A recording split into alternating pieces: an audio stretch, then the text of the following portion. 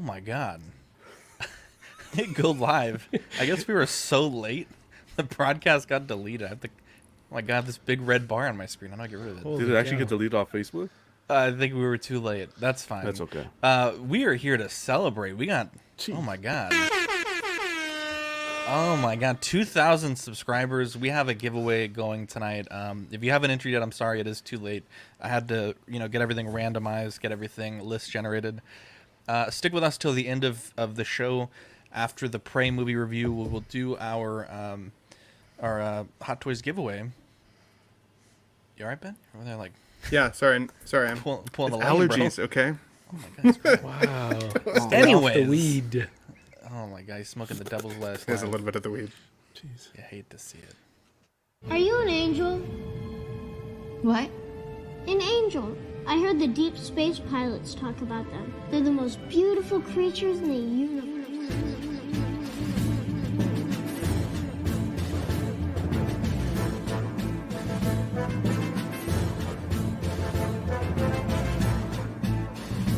Hello there. We are tonight's entertainment. We would be honored if you would join us. He's got a billion toys.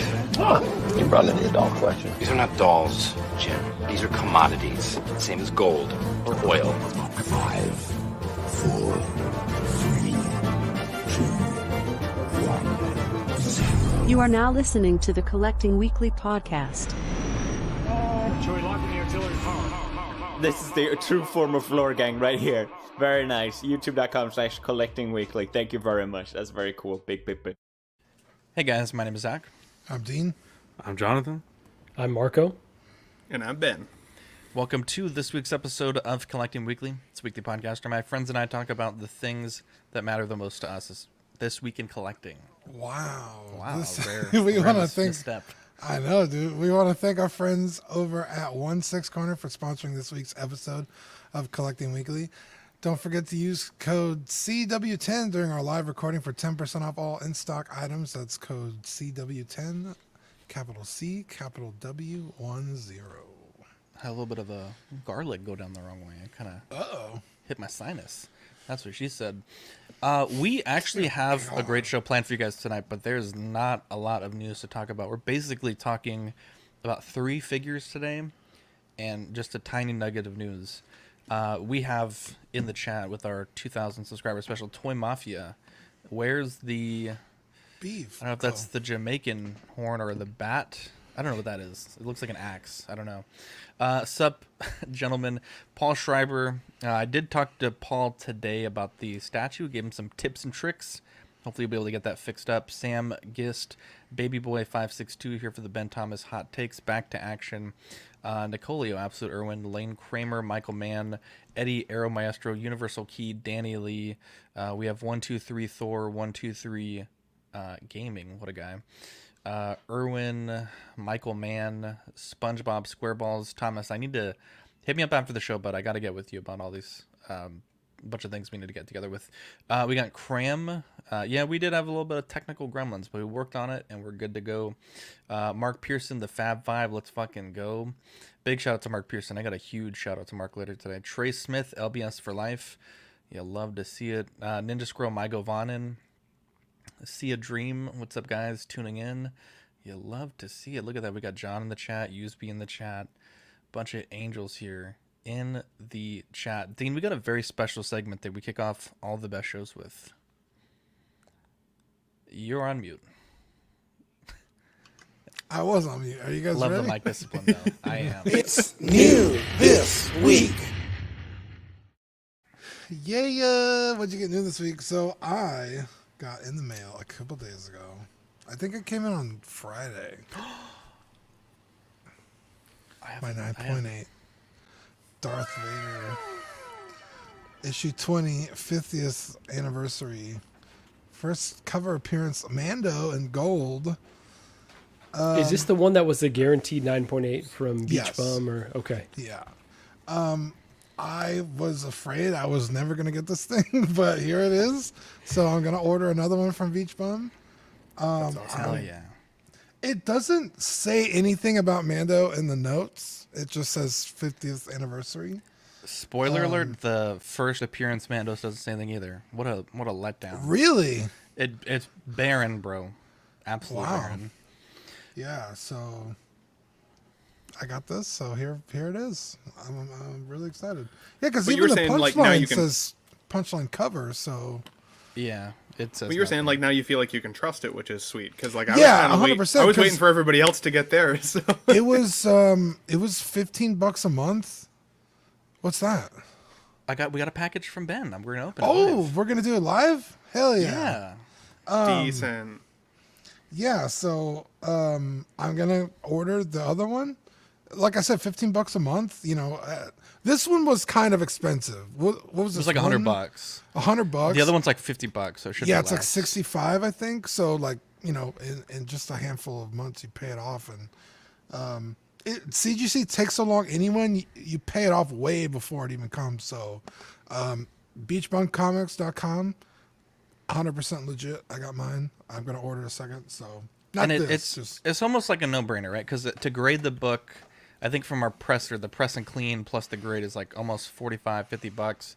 You know, plus the $3-4 for the comic. Oh, and that was a shipping book you there could and not back. get at retail. Oh, we tried. Yeah, it sold out everywhere. So to me, like, that one was a little expensive, but when we're talking about the issue 1, you know, cover A, it's gonna be everywhere. But still, it's definitely something that I think it's a good investment to lock in, even though there's like 16,000 fucking variant covers for that book. How in the world do they guarantee a 9.8 though? That's something that I don't understand. They buy like 1,000. And you could do, John. I think it's still a thing, but where you send in a number of books, but they sort of only grade the ones that are like pre-scanned to be in like a 9.8 type condition. You can set a target there. Yeah. Yeah, and then the other ones, like if there's an obvious flaw that you won't pay for the grading, you'll just pay for the, I think it's called like an inspection. Dan maybe can chime in on Friday about that. Bob Dylan, appreciate you, brother.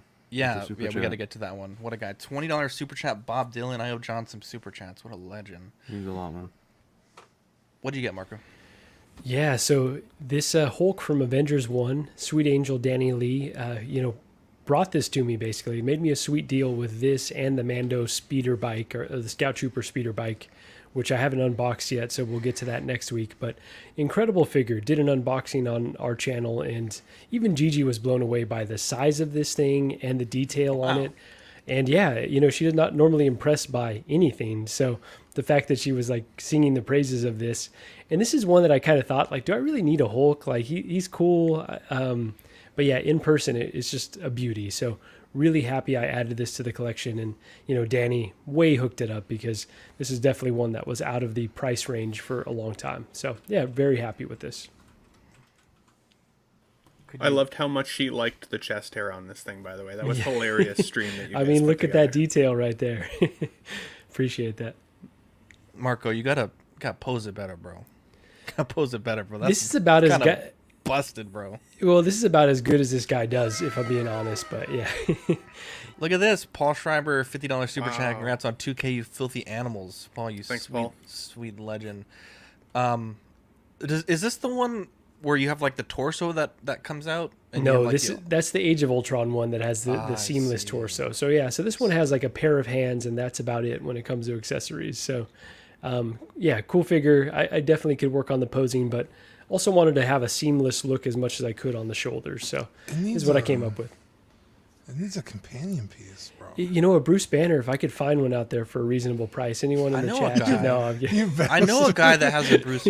Wait a sec, Dean, you have a Bruce Banner. I do. Yeah, it's not for sale though. No, it's 100% for sale. He just won't buy it. No, that Bruce Banner is going to be not coming the right home price. at a certain point. Yeah, just trying to put him on ice a little bit, see if he drops it a bit. But no, I think he's making me a good price. Marco, I really liked the picture where Gigi was like holding the face sculpt up to the camera, but it looked like it was part of her body. Amazing. Yeah. Favorite. Appreciate favorite that, man. We had a lot of fun with it. So yeah, it was a really, really sweet figure, honestly. I love it. I love everything about it. Ben, you got a new this week also. Yeah, so last week I shared the story of my comic book store tours that I've been doing, and the last one was at Snap Collectibles here in Airdrie, Alberta.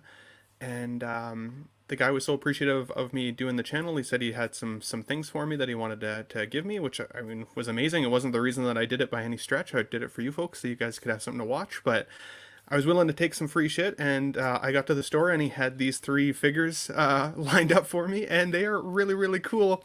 The only concern that I now have is that these aren't the Batman the Animated Series lines that I've been collecting. So now I have 3 figures of the Batman and Robin line, and he's like, well, now you're gonna have to start collecting these ones too. Oh my god, dude, he's playing chess, bro. You're playing. He chess. is, man. He 100%. He can clearly get these in stock. So, but that Bane is wicked. I actually really, really like the Bane. He's cool.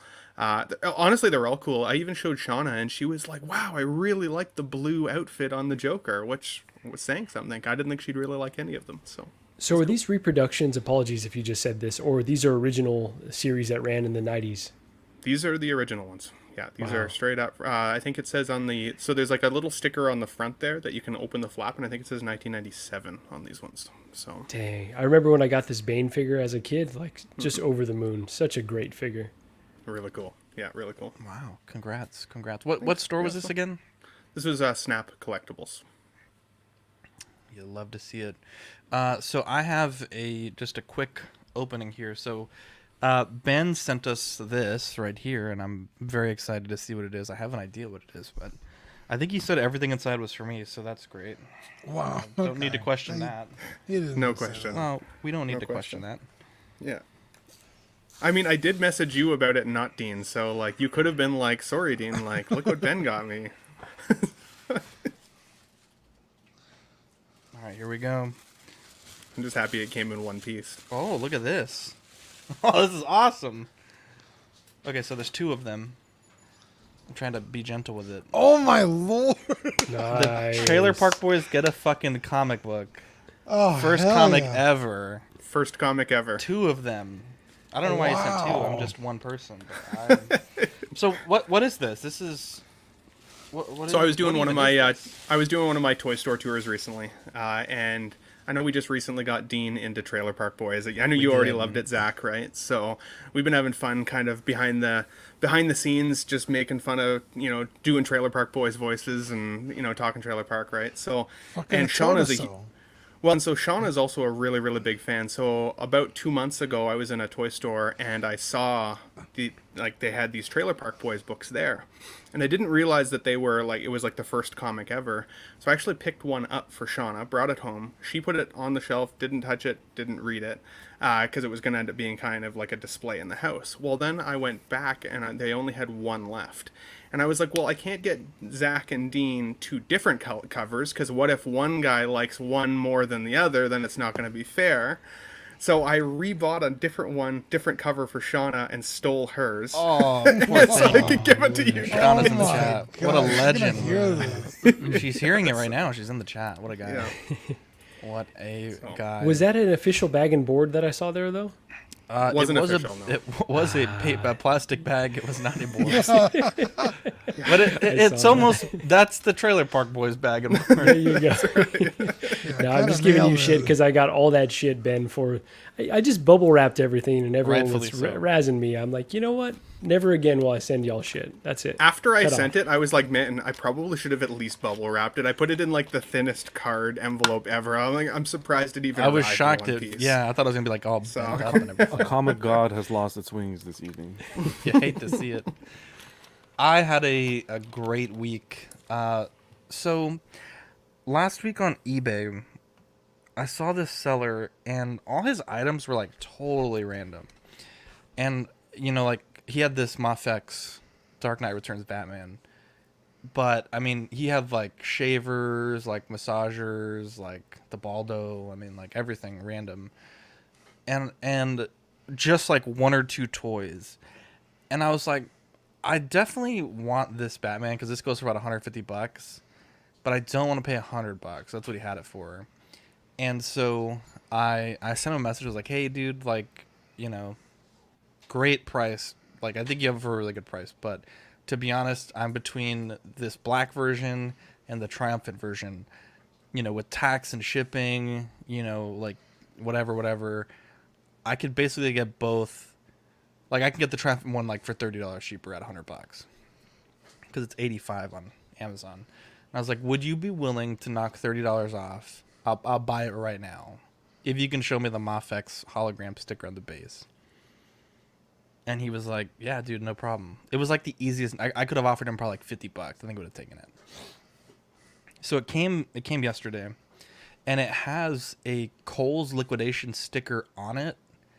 And so I think I've been seeing these on TikTok. I've never seen one for Kohl's, mostly for Amazon. But you kind of like walk into a warehouse and there's just like troughs and troughs of like return goods, and you get, it's like everything's like $6, right? And I think that's what may have happened, because the negotiation to get him down like 30%, it took like no convincing. He was like, yeah, bro, 100%. And like I said, making like 800% profit still. These go for like 150 all day on Mercari. Like you can't touch this for less than like 140. And you know, just the right place at the right time is a brand new listing. And yeah, what an amazing seller. And it's such an amazing figure, man. Holy shit. And I think with my other purchase on Sideshow, which was only $4 thanks to some amazing customer service, I think I'll have the full Mafex. The Batman's from the DKR. I don't think I want the Joker, but it's definitely a really cool eBay shopping experience. And I think it just goes to show, like, if you're respectful, you come to someone with a good offer, you could justify it. I think, you know, there's got to be some wiggle room, because I don't think some had sold that high in a little while. And I mean, obviously it was a new listing. He just put up like 50 sales. Like, he wants to get this shit out the door. So great guy to deal with. And like you said, if you're respectful, the worst they could say is no. And sometimes they could be rude about it, but it's fine. You asked, and it worked out in your favor this time. I did put, I don't mean any disrespect by this, because the price is pretty good right now, but is there any wiggle room on the price? And he's like, of course, there's always wiggle room. And I'm like, bro, fucking wiggle me, bro. Anyways, so today, I've been getting into D&D. Like, it's kind of a problem. If you watch any of our shows, I constantly bringing it up, and today's no different. And I've been picking up like you can go to like a game store and buy like D&D and John left. Oh shit. You go to the stores, right? And you get like a blind box, right? And there's like 4 minis inside, but like you might not get the mini that you want, and then you have to buy another one. So I've just been buying like what they call singles. So you could just buy the exact mini you want. It's a little bit more expensive, but you also don't have to buy a shitload of boxes. It ends up being cheaper. And so I was like, dang, I'm like buying a lot of minis. You know, I got like too many already, and I had just started. But I was like, what if I could get them for cheaper?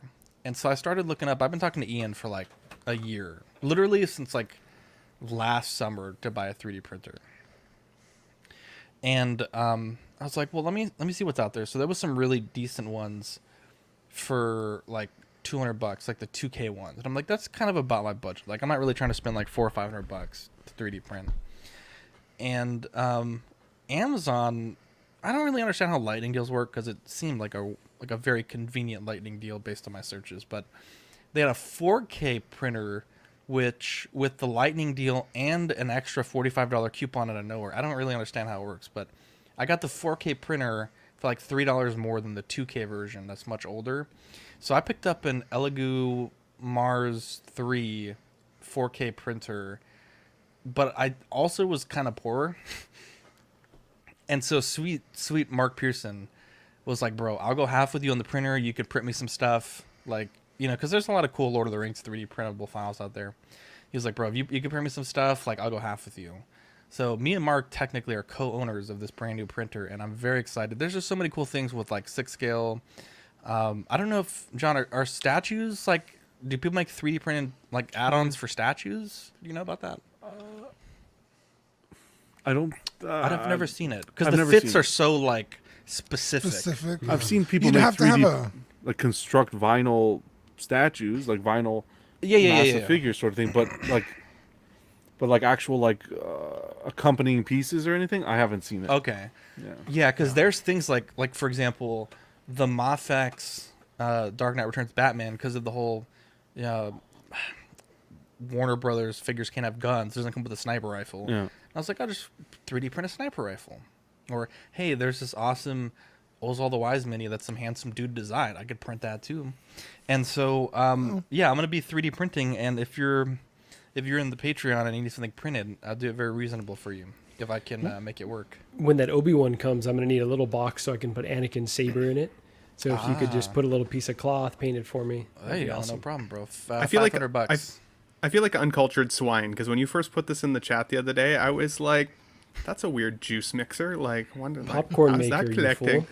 And then I thought maybe it was like one of those like fake police lights that you put on top of your car, and you could like set the tones. Man. We got LED strobes in It's America. okay. I'm gonna get fired, but that's okay. I'm just so excited because I've been wanting one for a long time. The cost has been very prohibitive, but 4K printers, like I watched a few videos of people printing out 1/6 scale portraits that are like almost pretty much good to go out the printer, like at 4K resolution. So is it works the same as like a TV where it's like more dots per square inch so you can get more detail? Is that? Yeah, I think the 4K is kind of like a marketing thing, like to translate it to like something that the general public will understand, but I could be wrong. Maybe I'm talking out of my ass, but yeah, the 2K printers have less detail than the 4K printers. I think there's like 8 and like 12K, like it gets much more expensive, and the plates get much bigger. But for what I'm doing, like printing a miniature at a time or a few miniatures at a time, I'm very excited for this. A portrait, yeah. So if you guys have any STLs and you want them printed, I, in theory, could maybe do them one day. The SLA KUs is the best printer to own, to be honest. Yeah. Like, because it pulls the print out of like a pool of liquid. Like it uses some kind of electrical current to harden the resin. UV light. Thousands of layers. Yeah. Whereas a PLA printer is printing melted plastic in the layers. So those require so much cleanup. It's a pain in the ass.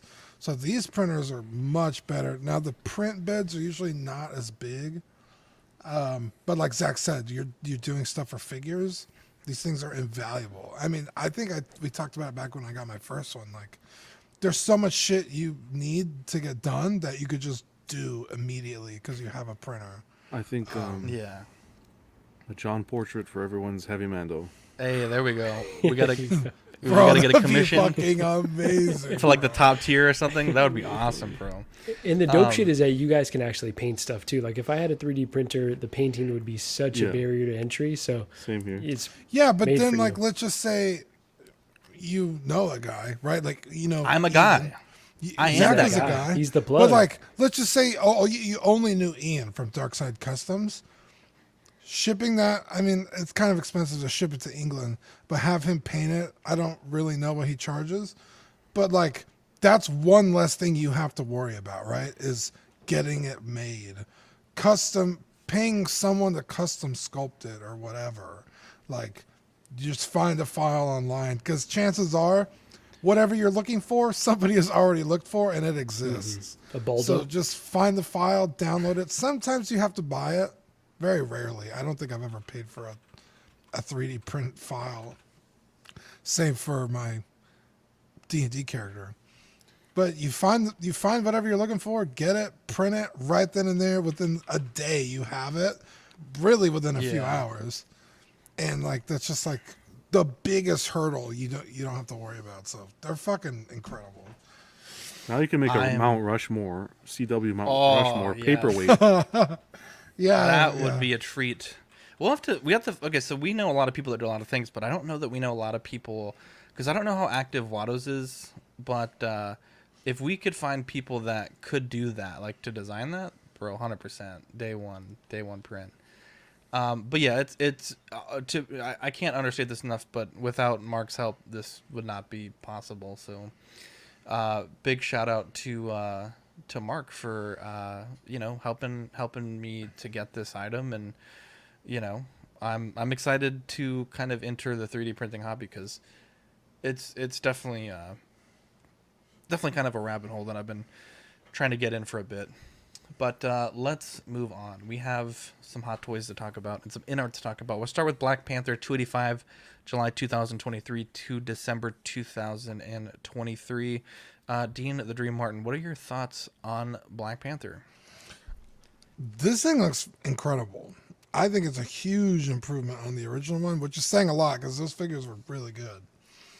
I don't have a Black Panther, and I've always kind of wanted one. So it's cool that I don't have to paying scalper prices now because his fucking price went insane after he passed away. So, I think this will definitely end up in my collection.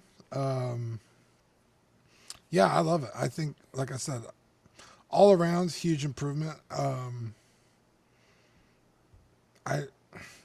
really just excited to hear what John has to say about it.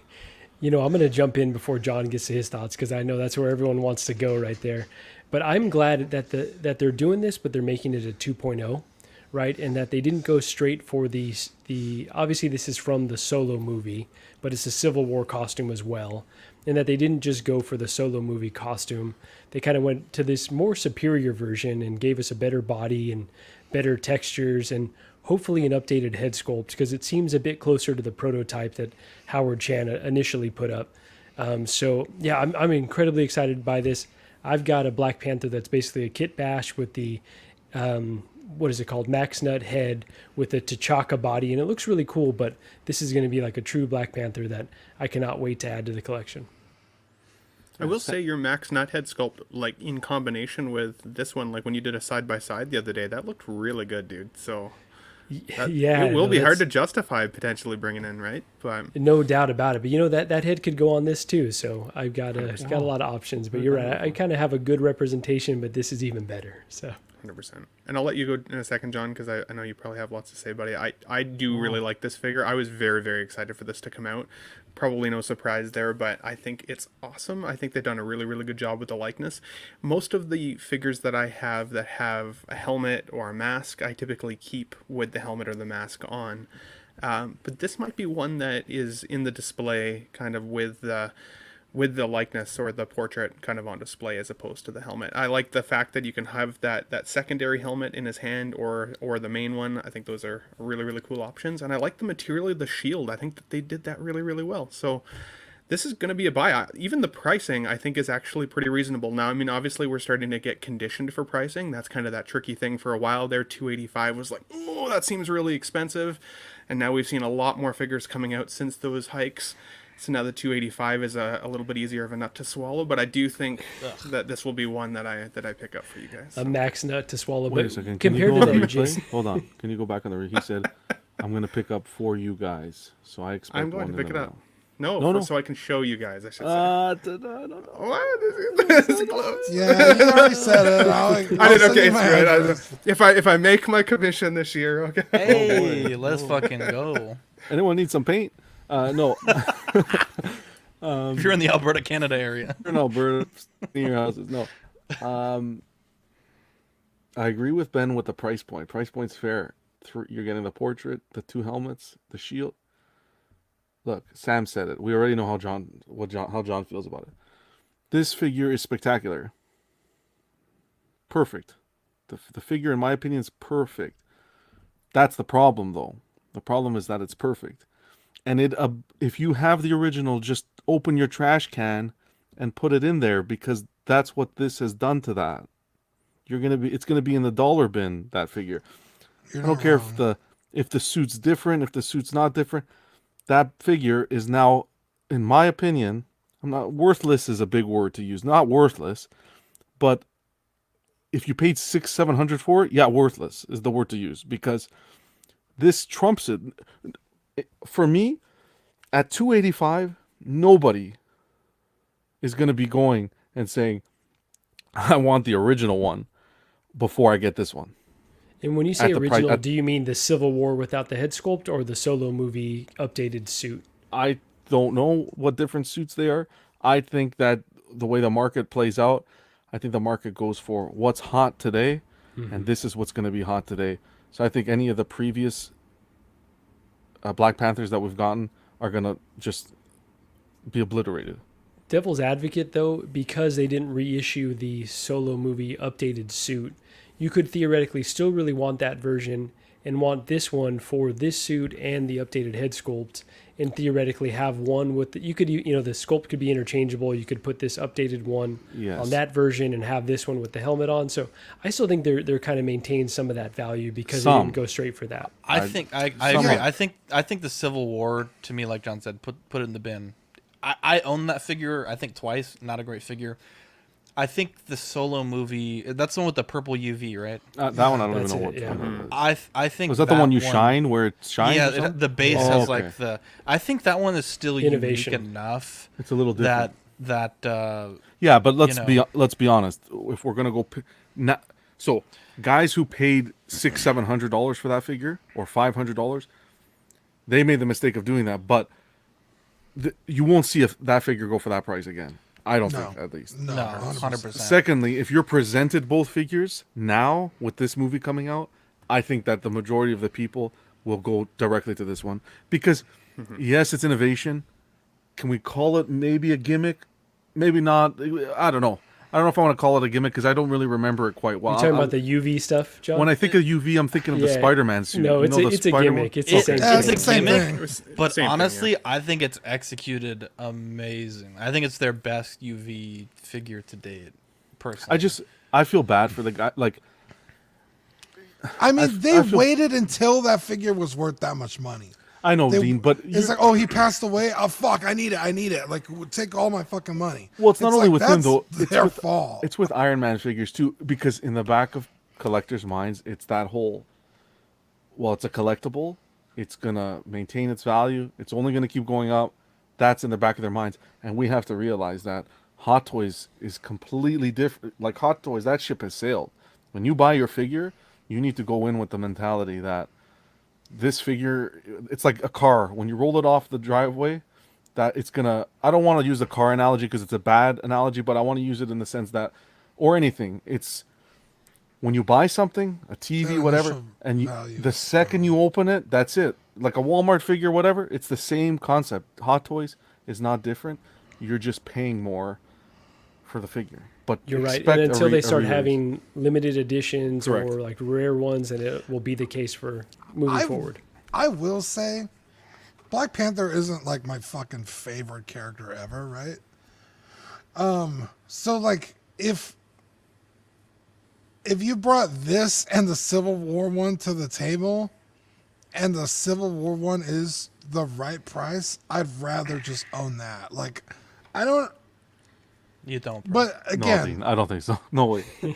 Yeah, because like between the two, like just on the shelf, as someone who just like wants a figure, I really personally, at least with this character, I don't really care if it's the best version of it, right? Yeah.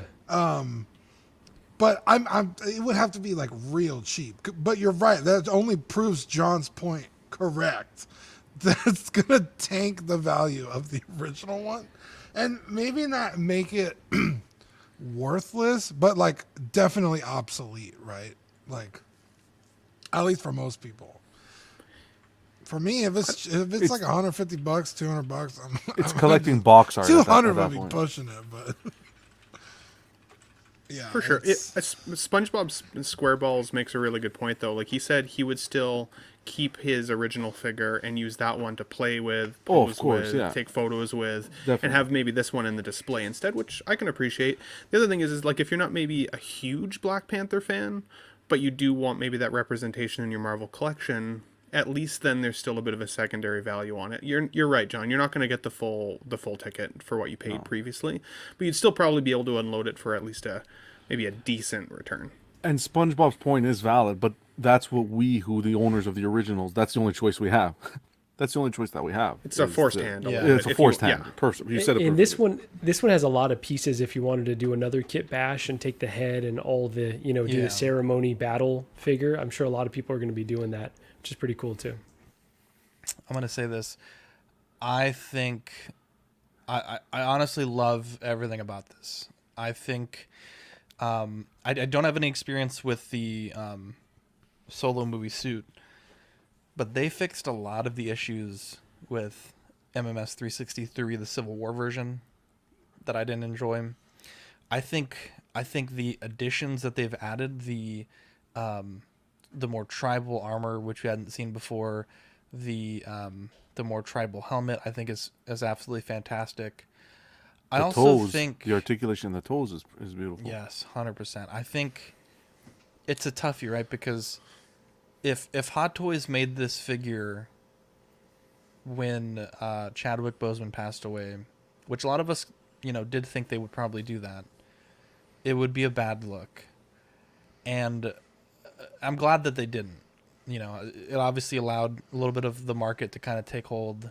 Some people may have paid a lot of money, but I think it would have been a bad look, the week after to say, hey, we're going to make a 2.0. And if I remember correctly, when he did pass away, they did kind of mention like they were going to work on something. I could be wrong there. I don't remember that. But this is such a wonderful figure.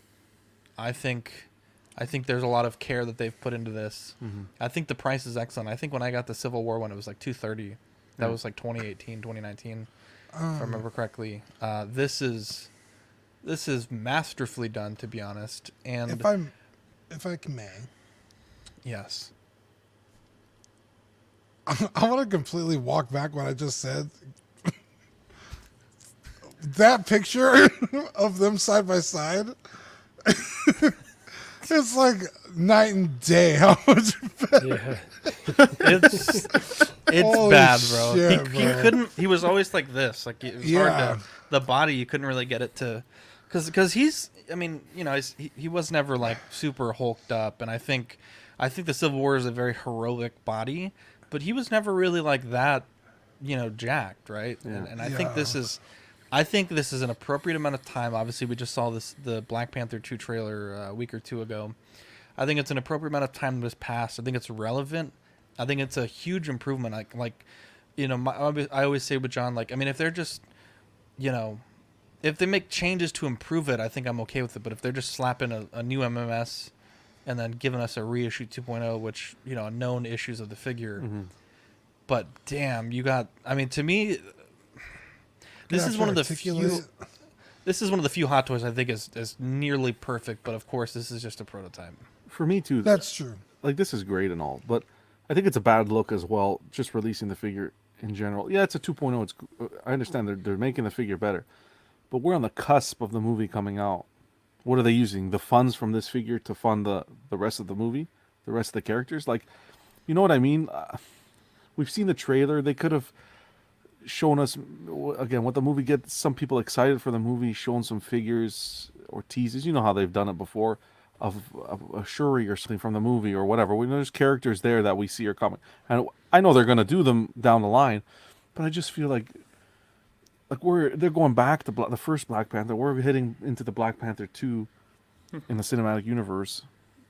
I would say to that point, John, Lego always does this where they drop the Lego set and you're like, oh, this is this character in this suit, and you kind of have that spoiled for you. Mm-hmm. I think there's probably going to be a very special moment in the movie, whoever takes up that mantle. Yeah, of course, yeah. And I think in a way to kind of bridge the time between the trailer and the when they're allowed to start showing the figures, because even day one the movie comes out, they might not be able to post if it's a spoiler.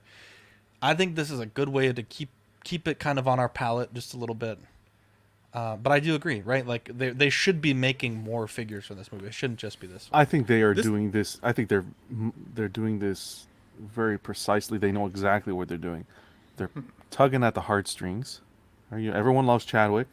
They're tugging at the heartstrings. People are excited for the second movie. Let's really make as much money as we can here. We're going to blow it out of the park. We're going to offer it at a good price. Strategically, from a business standpoint, it was a good move by them.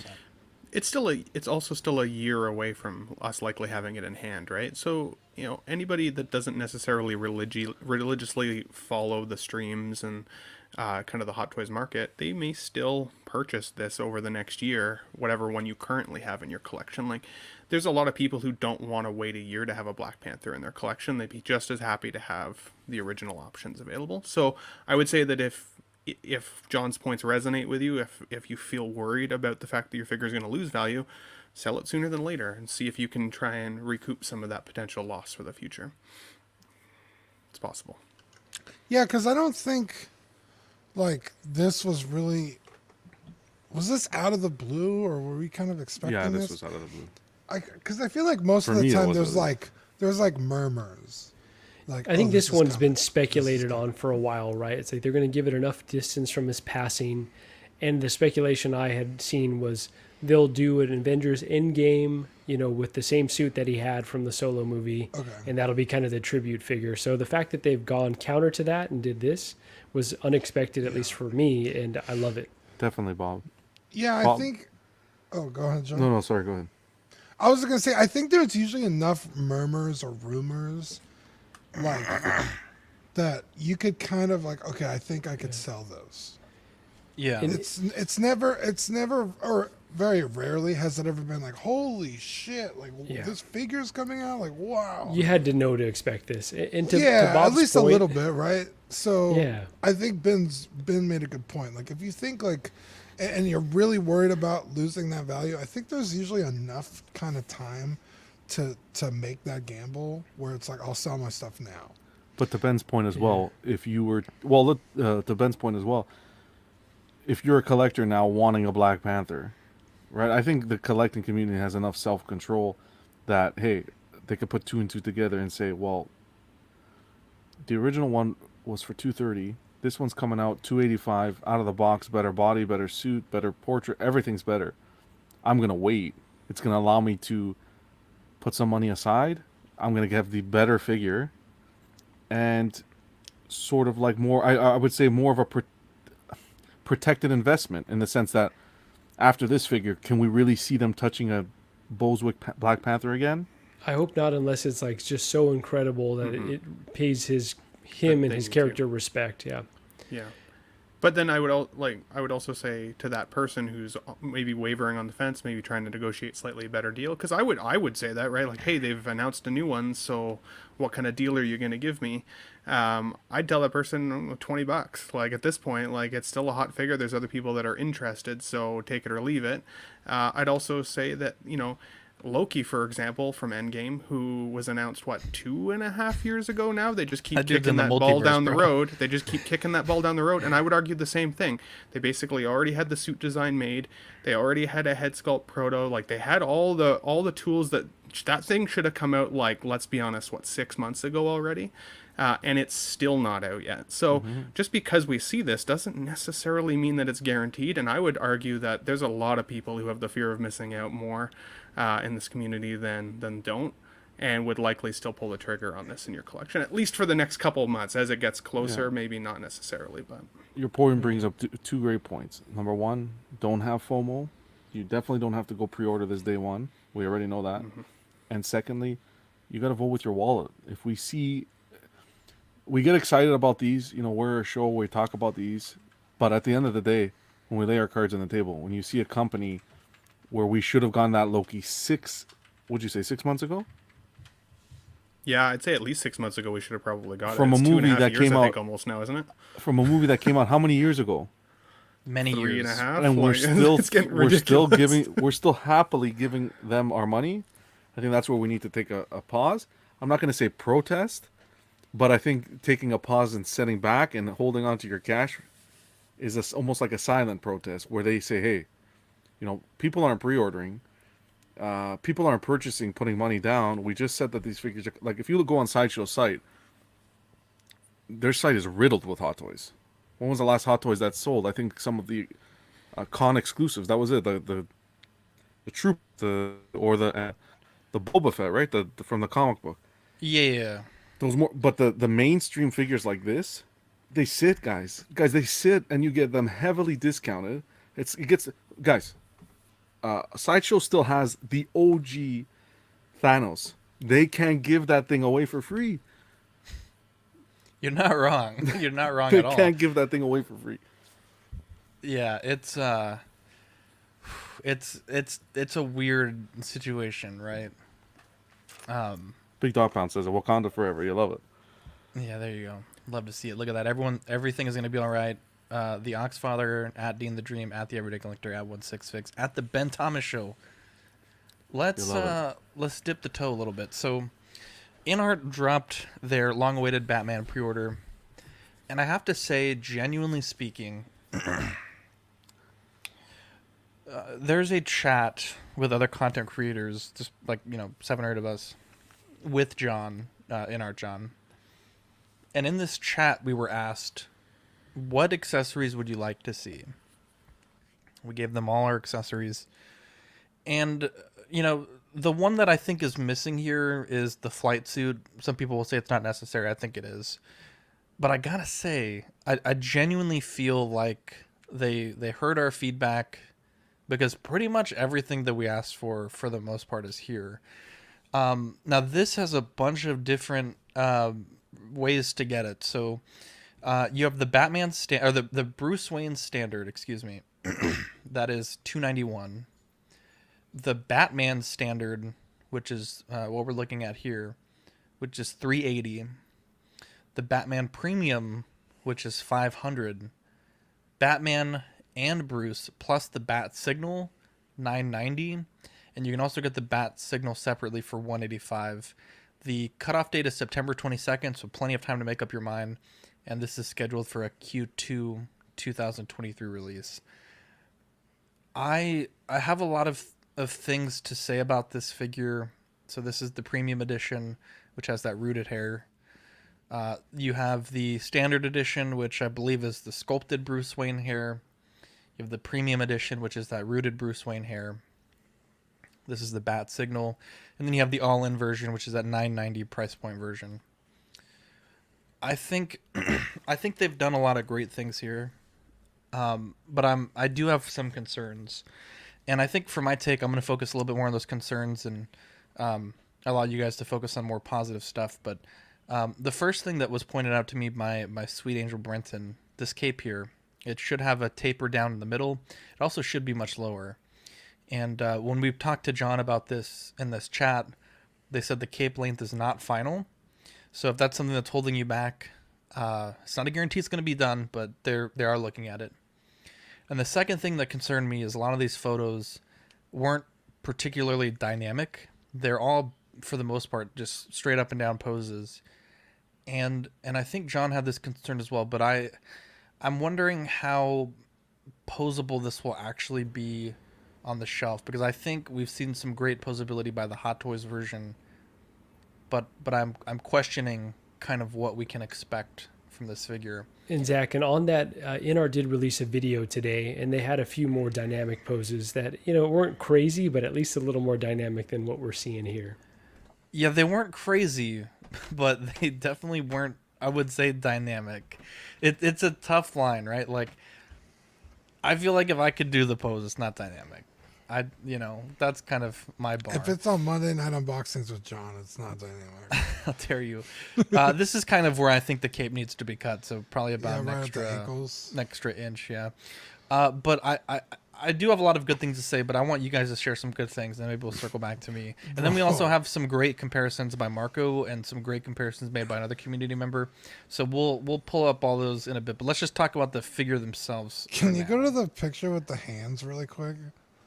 What even is this fucking picture? Like, it's like they were rolling dice and just threw them on the table. It's like, just snap a shot, they'll fucking get it. Like, good enough. What? This picture is the funniest thing I've ever seen. If you're a listener, go and try and find this image. Oh, we got a super chat. Lane with the super chat. I need to shill Taskmaster from Hot Toys again. Great fig. I will say, we do give Inert a lot of crap. Mainly about the quantity of the accessories, and I said it earlier, like, they really did a really good job on this one. I'm glad this wasn't another Pennywise where there's like 2 accessories. Yeah. I mean, I think they really did a decent job here, to be honest. Yeah. Even the Batarangs are die cast. The little wires here, like, this is metal here for the Batarangs. Like, I mean, there's some really really neat things. The one of the die-cast Batarangs is magnetic, slots into the chest. I think is really nice.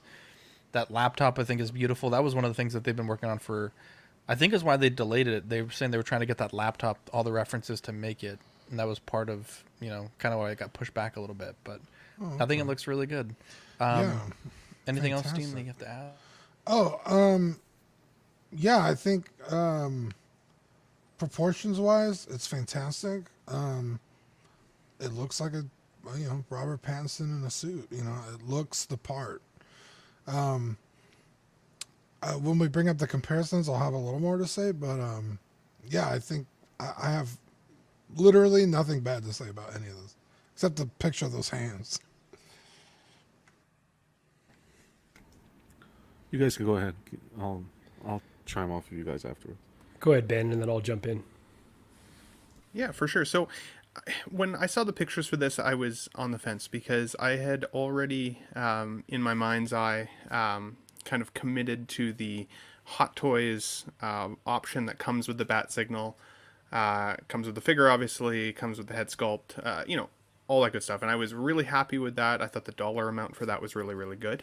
One of the things that I will say I'm really happy to see with this release is the price points. I think the price points are actually very fair, even for the all-in option. I think that price is actually pretty good. Getting the bat, like getting the 2 figures, getting the head sculpts, the rooted, with the bat signal, all the accessories that you see on the desk there. I think the value definitely is there. It actually makes me question whether I maybe overpaid for the Joker. Maybe not, because of what you get, in behind with the Joker, like with the jail cell bars and stuff, but that figure seems almost really expensive now for the 2-pack in comparison even to this release. So I think that they did well with the hair. Where a little more hair, definitely a little more hair. I do think that they did well with the price points on these. For me, the film itself, I always want to collect my favorite representation from the film. And I would say that the film was called The Batman for a reason. It definitely wasn't the Bruce Wayne story. It was the Batman story. So I have virtually no desire to get the Bruce Wayne in my collection. If they were going to give us a 2-pack, I would have liked to see a different character, to be honest. Maybe a Riddler or a Selina Kyle. Even, how cool would it have been to have a Penguin? Somebody to pair this guy with that's not necessarily himself. Because unless I just kit bashed an option of the Bruce Wayne, I wouldn't necessarily care to have it. So for me, if I were to pull the trigger on this, it would likely be the premium edition, the one that's on the screen right now with the rooted hair and the all the accessories that you see. Having said that, go ahead, Ben. No, go for it. Sorry. I was gonna say, having said that, I don't necessarily see that much more value out of this figure than I'm seeing from the Hot Toys. I would say that the singular release with the sculpted hair plus the bat signal from Hot Toys is a pretty comparable value to the $500 pack that you get. Or I should say, this singular release, with this bat signal is about $565, I think, somewhere in that range when you piece it together. And that's, I think, comparatively to the bat signal figure that you get from Hot Toys. So what they're really forcing us to do is kind of compare apples to apples. I don't necessarily think that the quality on this one is that much better for me to have both in my collection. I feel like they're forcing me to choose one or the other. And I don't like that feeling because I don't see that much of a quality difference between them. I do think that this one looks really good, but it's also a prototype and we haven't had a physical release from this company yet. So maybe for me, I don't think I'll be able to justify pulling the trigger on this guy until I at least see it in hand. Period. Yeah, and well said, Ben. And I agree with a lot of what you said there. I just want to thank InArt, first of all, for not doing a window again, because I don't think I would have survived another window with this many options. It would have been completely unfair. And so I appreciate them giving us kind of a longer lead, because I'm back where I was with the Joker, honestly, where I think I want one thing. I think I want the cheapest version they make. But as the math and the progressive seduction kind of happens in my mind, I kind of end up at that $990 pack as well, because it's like, well, if you're already spending this much, why don't you just go all in and just get it all? I really do like the Hot Toys version, and I do plan on getting probably the one with the bat signal.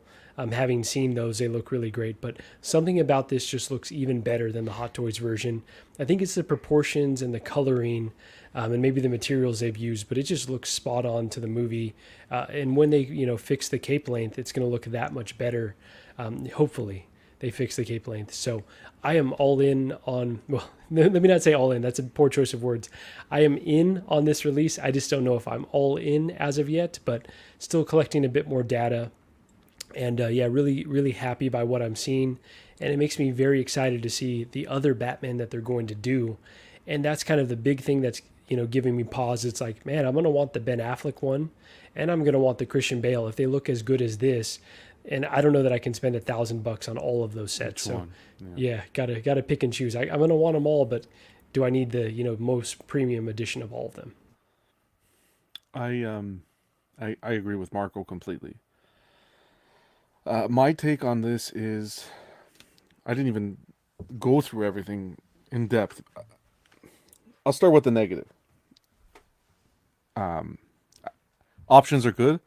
I think we got way too many options with this.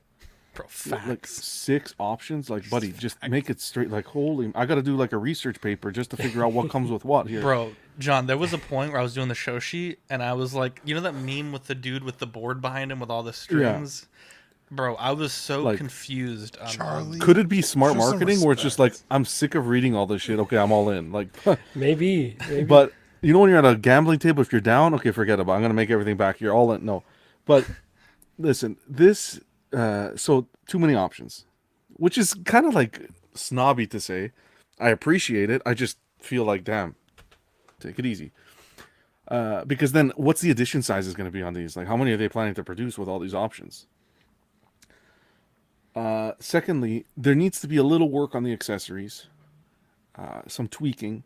I appreciate what they did, but the grappling hooks, it looks like string. I really hope that's going to be wired.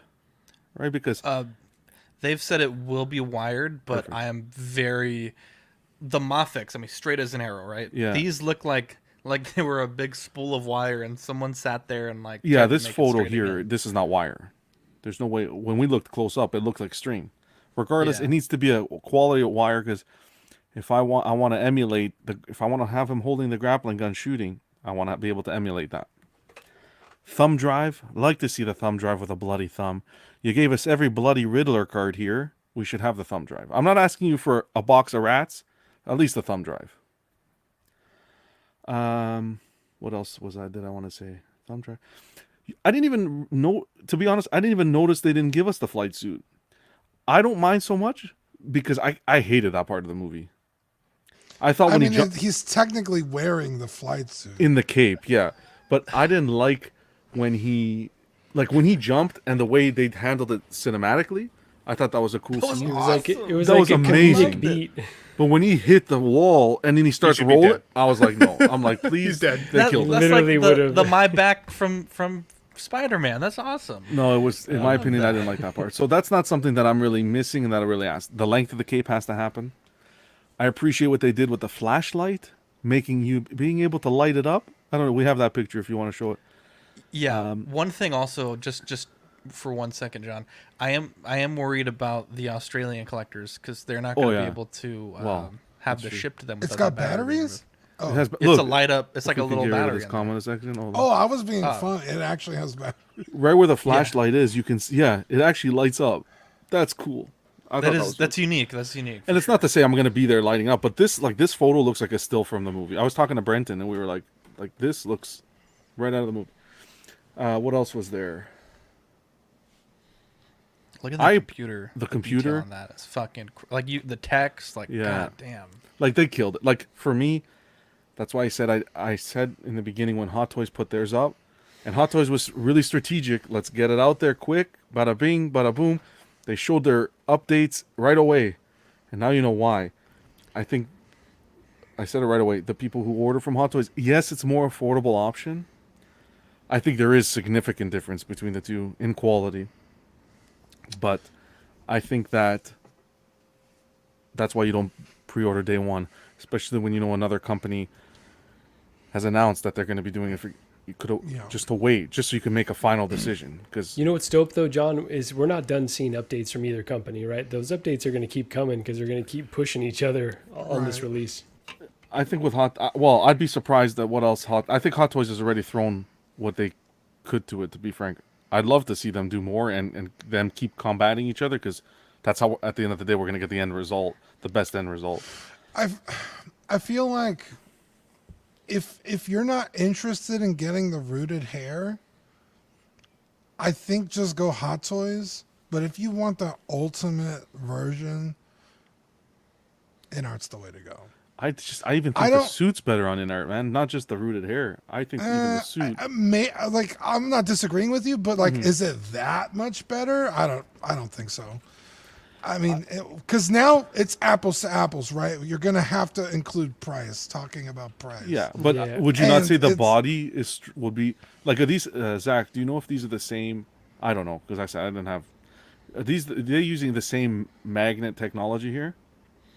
For the hands, I don't know. I believe for the base it is, but we can check back in. Yeah, we can check afterwards. We did actually invite John for next Tuesday. We haven't got a confirmation yet, so this is very up in the air. The also thing I appreciate the Bruce. J&D did this in the statue community. Okay, they put out their 2 1/3 scale, sold out like this, and it was the Batman and Bruce Wayne together, and I just think them displayed together on a shelf would look superb. I think the tailoring on his suit is outstanding. I do want to make sure that he comes with the cufflinks. I don't know if that was mentioned. I hope he does come with the cufflinks. And I appreciate the base as well. I like that old stone look.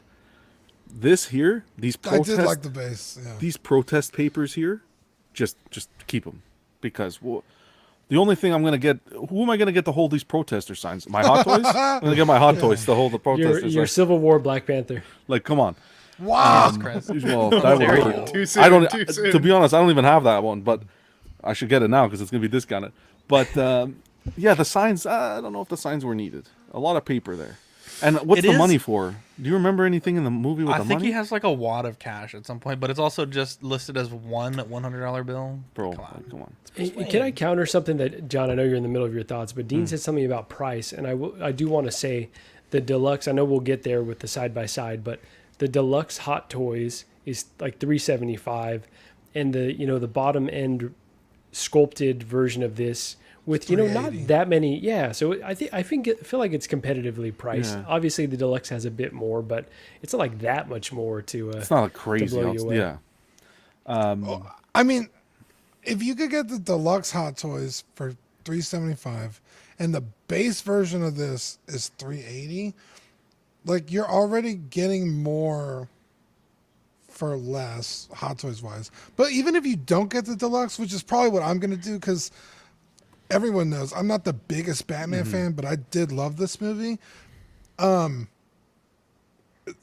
regular Hot Toys is $300, so like an additional $80. Yeah, for essentially kind of the same figure. Like I said, if you're not going you're not going rooted hair, I think if that's the route you want to go, obviously you have to go this way, and that is like the ultimate version of this figure and character.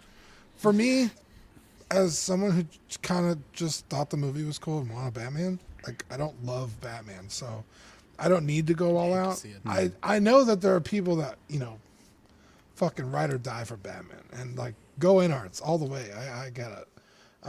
But you also have to think of some like collectors like me, right? Like, who's just like, it's kind of just cool. the more affordable option. You're not necessarily looking. I don't need the best materials, or I don't need the best this and that, or I don't need. Yeah, because like Hot Toys isn't gonna give you a shit product. It's gonna be a higher end collectible in comparison to this. Maybe not as high end, but it's not far off. It's not. Well, like, yeah. Christian makes a great point here. Yeah, $300 plus shipping and tax will be about $350 for standard Hot Toys, whereas we have to go through the Asian market to get ours, so we're not paying shipping because that's kind of bundled into these prices that Marco has here. We're also not paying tax. So that's usually. I mean, I pay shipping when I order shit, but it should be totaled into the price already, Depending for order. I don't want to name names, but for a lot of the places that, if you're thinking like Ami, but I'm talking like OSK. No, but I've ordered from like Tim Sen. I've paid shipping. But Dean, that's sorry. I'm just saying, like, that's from not the places everybody that I've gives seen, you free shipping. That's true. I'll give you that. But the places that I think these prices are from, these are like the ship prices. Oh, okay. Just to mention. Oh, sorry, Marco, you were next. Go ahead. No, I was that is a fair point. Really quickly, he's going to say we're only going to know once we have these both in hand, because if it's like $350 and the Hot Toys looks really inferior compared to this in art one, then it's like, damn, okay, well, for $30 more, I could have had like a way better version. We just don't know yet. You're not wrong. That's fair. Yeah. Just seeing this suit though makes me really want a penguin from them, to be honest. Hopefully they do that down the line. But I wanted to say, what did I want to say? Oh yeah, what we need to look at as well is we're looking at $950 for this, and yeah, it comes jam packed. Because I thought the 950 just came to 2 figures. I didn't know it came with the bat signal too. That's pretty good. That's pretty cool. And I think the bat signal is actually better. On it the is in-art? like the in-art one. It's rusted. It's like it looks good. Yeah. Lane says Hot Toys Batman bat signal plus bat bike. It's $830. Oh, that's a good one. That's a good point. Now, in regards to this, the in-art one, we got to look at 950. Now, if you have the space, I want you to consider something on the opposite hand as well. Don't forget we have the statue representation as well. If you have the space, Prime 1 has their 1/3 scale, and I know it's massive, but it was beautifully done. Their rendition of him as Batman at $15.99. So what? You're paying an extra $600-700, and now you got a 1/3 scale statue. So that's something to consider as well. Yeah, these figures are beautiful, but the prices are definitely getting up there. And again, I know statues aren't for everyone because of the space, but that is something to consider. That's a good point. Oh, go ahead, Ben. You're good. I was gonna say that's a good point though, John, because like you mentioned the Prime 1. I would imagine that the Prime 1 is a numbered collection as well, right? Most definitely, yeah. I think that's something that would have set this release apart for me from the Hot Toys. If they had said that this is like not necessarily a limited window like we saw before, because that upset a lot of people, but having these as numbered releases, having an actual collection number attached to it, saying that there's going to be a batch size of X, and then creating some limited exclusive value associated with it. Because I then think for me, I'd be willing, especially, to consider paying more when I'm comparing them almost apples to apples. Because I agree, I think there's a lot of details about the in-art that I like more, and there's some details that I like about the Hot Toys more. But I'd still rather pay less, at least for this particular character in my collection, because it's probably my 3rd or 4th favorite Batman. It's not my absolute number 1 like the Joker was for me, right? Yeah. But I think if it had been numbered, that would have set it apart and maybe helped to protect my theory that in-art's just going to do reissues in 10 years from now if they need an influx of money again, because that would be similar to what Hot Toys is doing now and upsetting a lot of people. I'd really like to see these releases from in-art have more exclusivity. And they might, to a point. They're not going to mass produce them like Hot Toys likely will. But it's hard to know because they haven't really told us what their batch numbers are yet. You know what they should have done, There's a Ben? lot of unknown there. They should have given us like a limited time where we could order and then close it off after. No, I'm joking. No, I wouldn't want that. No. That's what they did. Hello. You have till September 22nd. I'm fucking around. No, but I'm saying with Ben, he's like, I wouldn't want that. What are you talking about? You have no I choice. wouldn't want that. Yes. Okay. This portrait, I don't think is that good. We zoomed in on this portrait, and it's pretty bad. I know what this reminds me of. Ben from Parks and Rec when he buys the Batman suit and storms off all pouty. I don't love this portrait. I just don't. this one's suspect, but the one on the actual body looks good, so I don't know where the disconnect is. Yeah. Okay, I just want to shout out Gigi because I love my Parks and Rec reference. Like that is my ultimate favorite show. So thank you for that, Gigi. We gotta give in-art a little bit of credit here with their photography. They didn't just slap photos against the Photoshop background. They at least gave us almost like a white. What do they call it? A white box, shadow box? I don't fucking know. Yeah. I think they had a nice mix of both. I think you're right, John. I think it's very easy to see what's going on. You did get a little bit of this, but you get a little bit of some art, but at least it's not like you got look at these. You got a whole slew of what the figure looks like in great lighting. I don't want to bring up old shit, but that was kind of what I was criticizing them about the Gandalf. It's like, oh, they didn't show their A game. With this, they crushed it. Like they're giving us, like you said, best of both worlds. It looks awesome.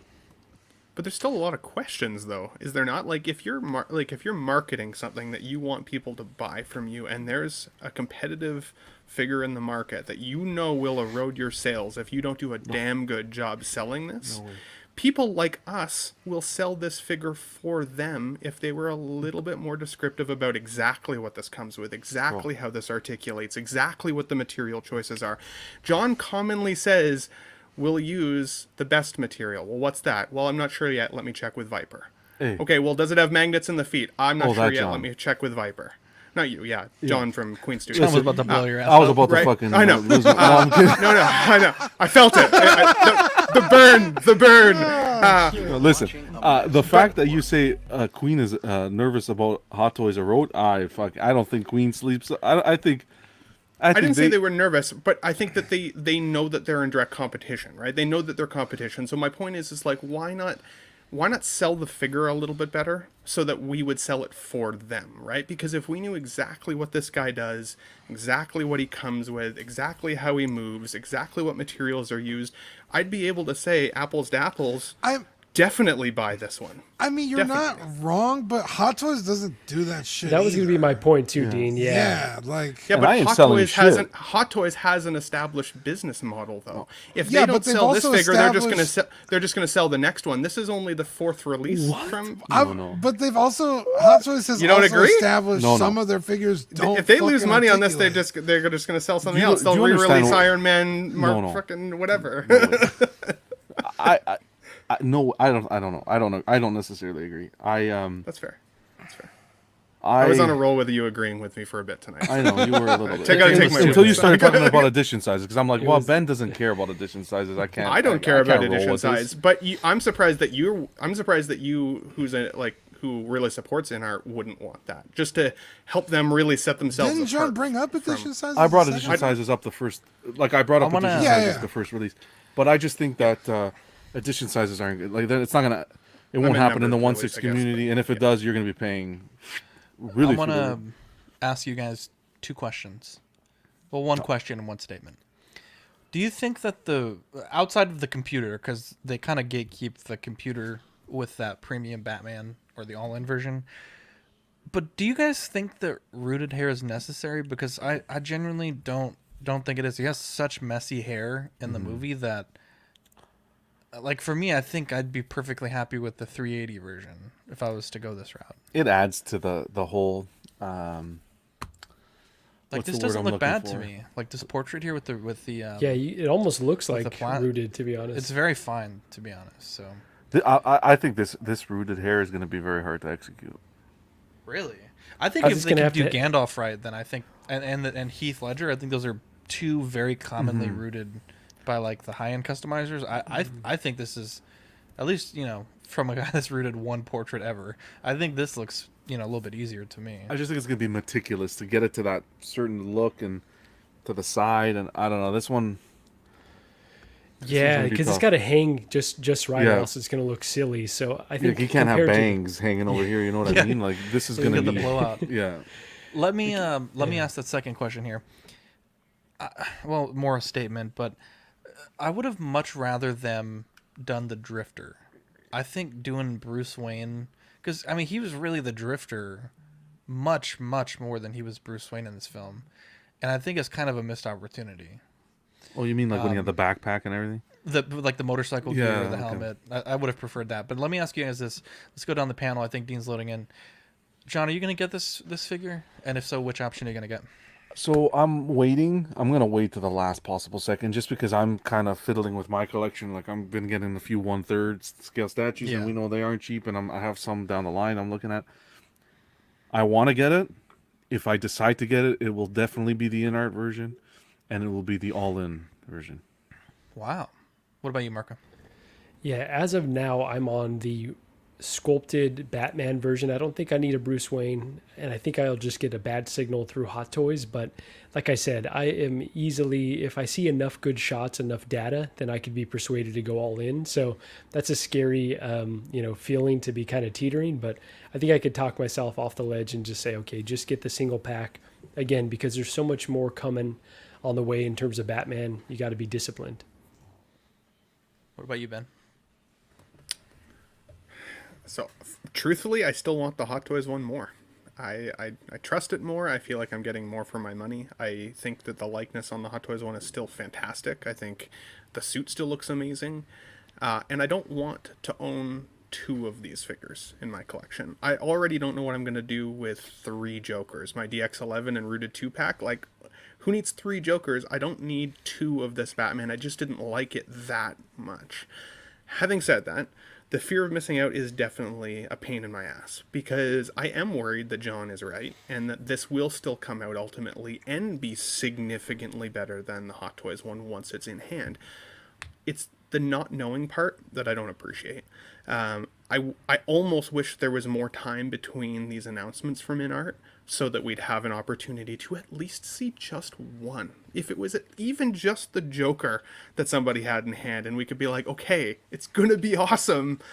Don't worry so much. But I'm a worrier, and I don't want to necessarily spend this much money on a figure that I don't necessarily, absolutely, in my opinion, need the peak representation of. As long as somebody can come into my basement and look at my shelf and go, that is Pattinson Batman, that is fucking cool, I'll be pretty happy with that. And I think I'll move on to the next one, because there are so many other figures that are being announced lately that I want, and I'm a budget collector. I definitely can't afford to own them all, so I gotta have to pick and choose my battles. And I think at this point, Hot Toys is going to be the battle that wins on this one. I think for me, I think the two things that are going to really make my decision is how posable this is, and if they fix the cape. I think if the cape stays the way it is, I think I'm probably leaning towards Hot Toys.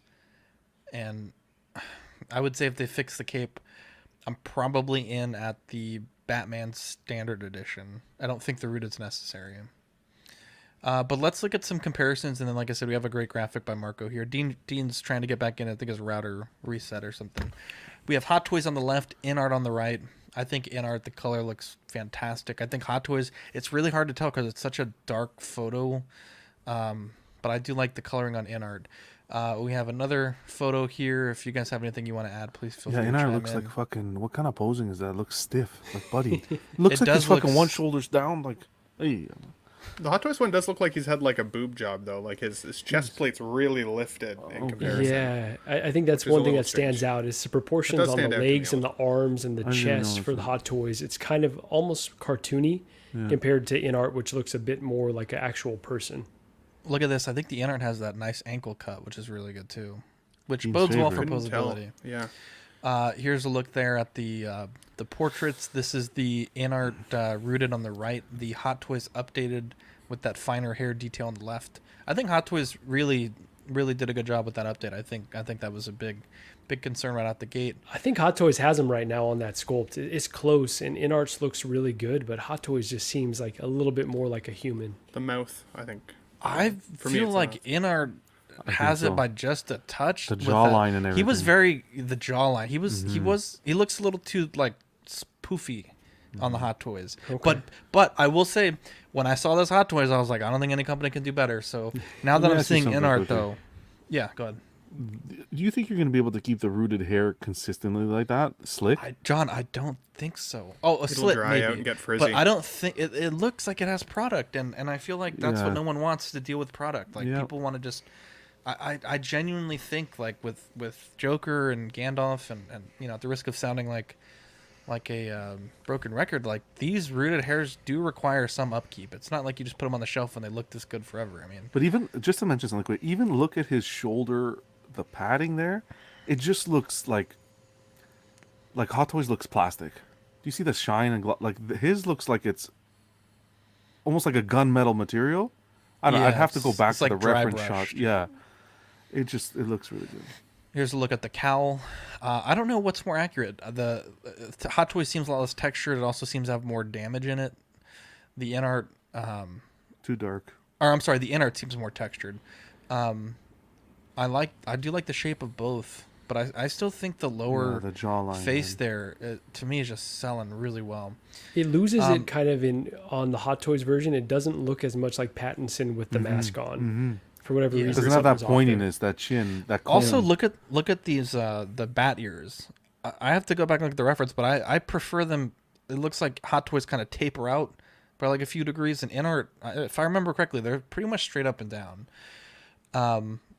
Great look at the utility belts there. Also, I really like that pouch there on the left side. It looks like a real pouch. The other one just looks like right here. On Hot Toys, it just looks like a sculpted piece of plastic, and I don't know that we know if this is leather yet. I think someone asked in the InArt content creators chat. I don't think we got an answer yet. but I know they did mention they want to do that premium material, so we'll see what happens. That's what with I'm that. talking about, though. They keep saying they want to do the premium materials, but why not tell us it's leather so we can be like, look, it's that much better. Why should we have to guess? It's not. If we have to guess, what? It's not leather. It blows my mind. Sorry, Zach, I had one question for you too. You said that what would sell you on the InArt is the posability. Yes. How posable do you mean? Like, what kind of poses are you hoping to be able to pull off, I guess, with this figure? Maybe I've been spoiled by the Mafex, which I know is an unreasonable expectation, but I mean, in every photo of the InArt, I mean, it's like arms bent, museum, like very minor, like John said, like just straight up and down. And let me see if Marco, can you possibly tag me in that InArt video so I can pull it up on stream real quick? Because I mean, to their credit, they did show a video, but I don't necessarily think it was like wow, that's posability. Who put this together? I'm sorry, thank you. It's K_Juan_master. We do have some stuff that Marco put together, which is also very helpful. 86 people watching. Appreciate you guys being here. I was just gonna say he did a really good job with showing the how the faces are different, the proportions of the face. Yeah. Look at that chin, though. To me, that chin on InArt just sells a touch better. And I also really appreciate this, to be honest, on both companies, Hot Toys and InArt. But the suit, one, it's not black. It's like a dark gray. And two, throughout the suit, he has like these little yellow strips. They're on both figures. And I think it's part of the flight suit. When he explodes out the suit, the little tassels on the flight suit have that. So I genuinely appreciate they got that right, because McFarlane didn't.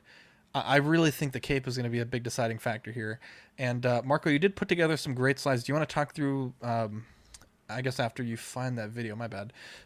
Marco did put together some great slides. I'll let you get to those when you can. But this is a really good job of showing, like, you know, what comes with what, so if you can make an informed decision. Because right now, like John said, you got an exploded view of like 5 different figures. It's too much. 10 different things. We'll talk about that, and then we'll bring up that InArt video. Perfect. So I just tagged you in the video. Yep, but I got it. Thank you. The reason I did these slides was, obviously to help the chat and also to help myself a little bit, because it's not super clear. Like, okay, I kind of need to see things visualized. So kind of wanted to go one for one, like, okay, what's the cheapest version I can get and get a Batman versus the top end right here. So just kind of illustrating, obviously you've gone through everything, but the 2 different Batman sets, the 2 different Bruce Wayne sets, and then the all-in version, and then getting the Bat Signal by itself for $185. I feel like that's pretty solid. So yeah, so the 5, really 6 options there, and then the next slide is just the Hot Toys options, and way too many at this point. Was there something you wanted to say on this, Zach? No. I don't know if you wanted to kind of like, I like the way you boiled it down. So I'll just read this quickly. So Batman Standard Edition, you're getting the Batman figure and sculpted hair. The Premium Edition, you're getting the Batman figure, rooted hair on the portrait, and the Bat computer. The Bruce Wayne Standard Edition is the Bruce Wayne figure and the sculpted hair. The Premium Edition is the rooted hair on the Bruce Wayne figure. And then the all-in is everything plus the Bat Signal. Now the Hot Toys, they have the $300 Collector's Edition, the $375 Batman Deluxe Edition, and the Batman and the Bat Signal Edition at $515. You can also get the Bat Signal separate for $160, where InArt's is $185. I think the $25 is worth it. Now this, I'll let you spend some time here, because this is a really nice breakdown for me personally to see everything that these come with. Yeah, absolutely. So yeah, just really needed to see side by side what Hot Toys comes with in terms of accessories, and then really kind of what the InArt versions come with in terms of accessories. I would say where InArt has Hot Toys is they offer the rooted sculpt, obviously. They offer a Bruce Wayne version. They've got the LED flashlight, which I don't believe Hot Toys has in any way. And then the base is a bit different. And so those were the big differences I saw. Is there something that I may be missing here? And I would say, more Riddler cards, right? Hot Toys only has the one Riddler card. The one, yeah. I think one's enough. Box warmers. Yeah, box I warmers. think so too, right? The protest. Do y'all not display your accessories? Jeez, I usually like my Mando Deluxe. Like I got all the accessories like on the shelf. Like, really? You can only read one card at a time. I would always love to have a display, bro. Like you see some people do, like a museum where they're laying on a nice suede little. Just laid out nicely. I'd like to do that would actually be dope. And I will just say the Hot Toys, the Deluxe, they've got the wingsuit, like mentioned earlier, and then there's the backdrop, which is basically nothing. So Yeah, and then the LED base, which is cool, right? It's kind of modular. You can put the bat signal kind of on it as well. So there's some cool stuff that each release kind of offers, and that makes me think like, man, do I need one from each camp really to number one compare, and also to just have a definitive set of Batman? And also, if you get the bike, you might want to have 2 Batmen anyways. So you might. That's true. That's a good point. Ninja Squirrel. The newly announced Black Panther figure is $285, not $550. Okay, sorry, I had to reel back in one more point, because I said earlier that I thought that these were all reasonably priced. I would say that I think that Bruce Wayne Standard Edition is too expensive. The fact that we can get that Black Panther with the new head sculpt and like all of the accessories that it comes with for $285, and this civilian Bruce Wayne with sculpted hair is $291. That seems a little pricey. And Ben, the tailoring, the tailoring. Yeah, John, that's what I was going to say, right? I want to see their flex. I feel like that's the only reason they've done it. They have to flex though, if that's not the best freaking suit I've ever seen, then that's crazy expensive. I've seen people kit bash this Bruce Wayne already. And I think there's been some third-party offerings of this Bruce Wayne already that have actually been pretty solid. So $291 seems steep. We used to go nuts when $285 was a price on the tip of our tongue for Hot Toys. So $291 seems steep. And I have to ask Zach, how many, the company Topo that did the Joker bank robber set, like they're probably going to be doing the Drifter, right? We're going to probably see a bunch of those third-party Drifter sets to just. Yeah, we've already seen like 2 or 3 Riddlers, so probably. This is the video that NART put out. I would take it. NART put out a video this morning of the figure. Oh, it was a Riddler card. Again with the arms down. Damn, that looks pretty good, man. They're a statue company. What do you expect? Whoa. You're gonna expect a phenomenal product. Stick with what you know. Oh, look, he's reading the card. There it is. Money shot right there. John would say that's a dynamic pose if this was Pose Wars. Yeah, I would. You'd win. That would not creativity. Skip. I'd win that point. The arm was at more than a 90 degrees, so I don't think it would win. Jesus Christ, you're giving me headaches already. We haven't even brought back Pose Wars. I don't know, man. The tailoring on that suit, Jesus Louises. And that portrait looks pretty good. I like the shoes. Sculpted very well.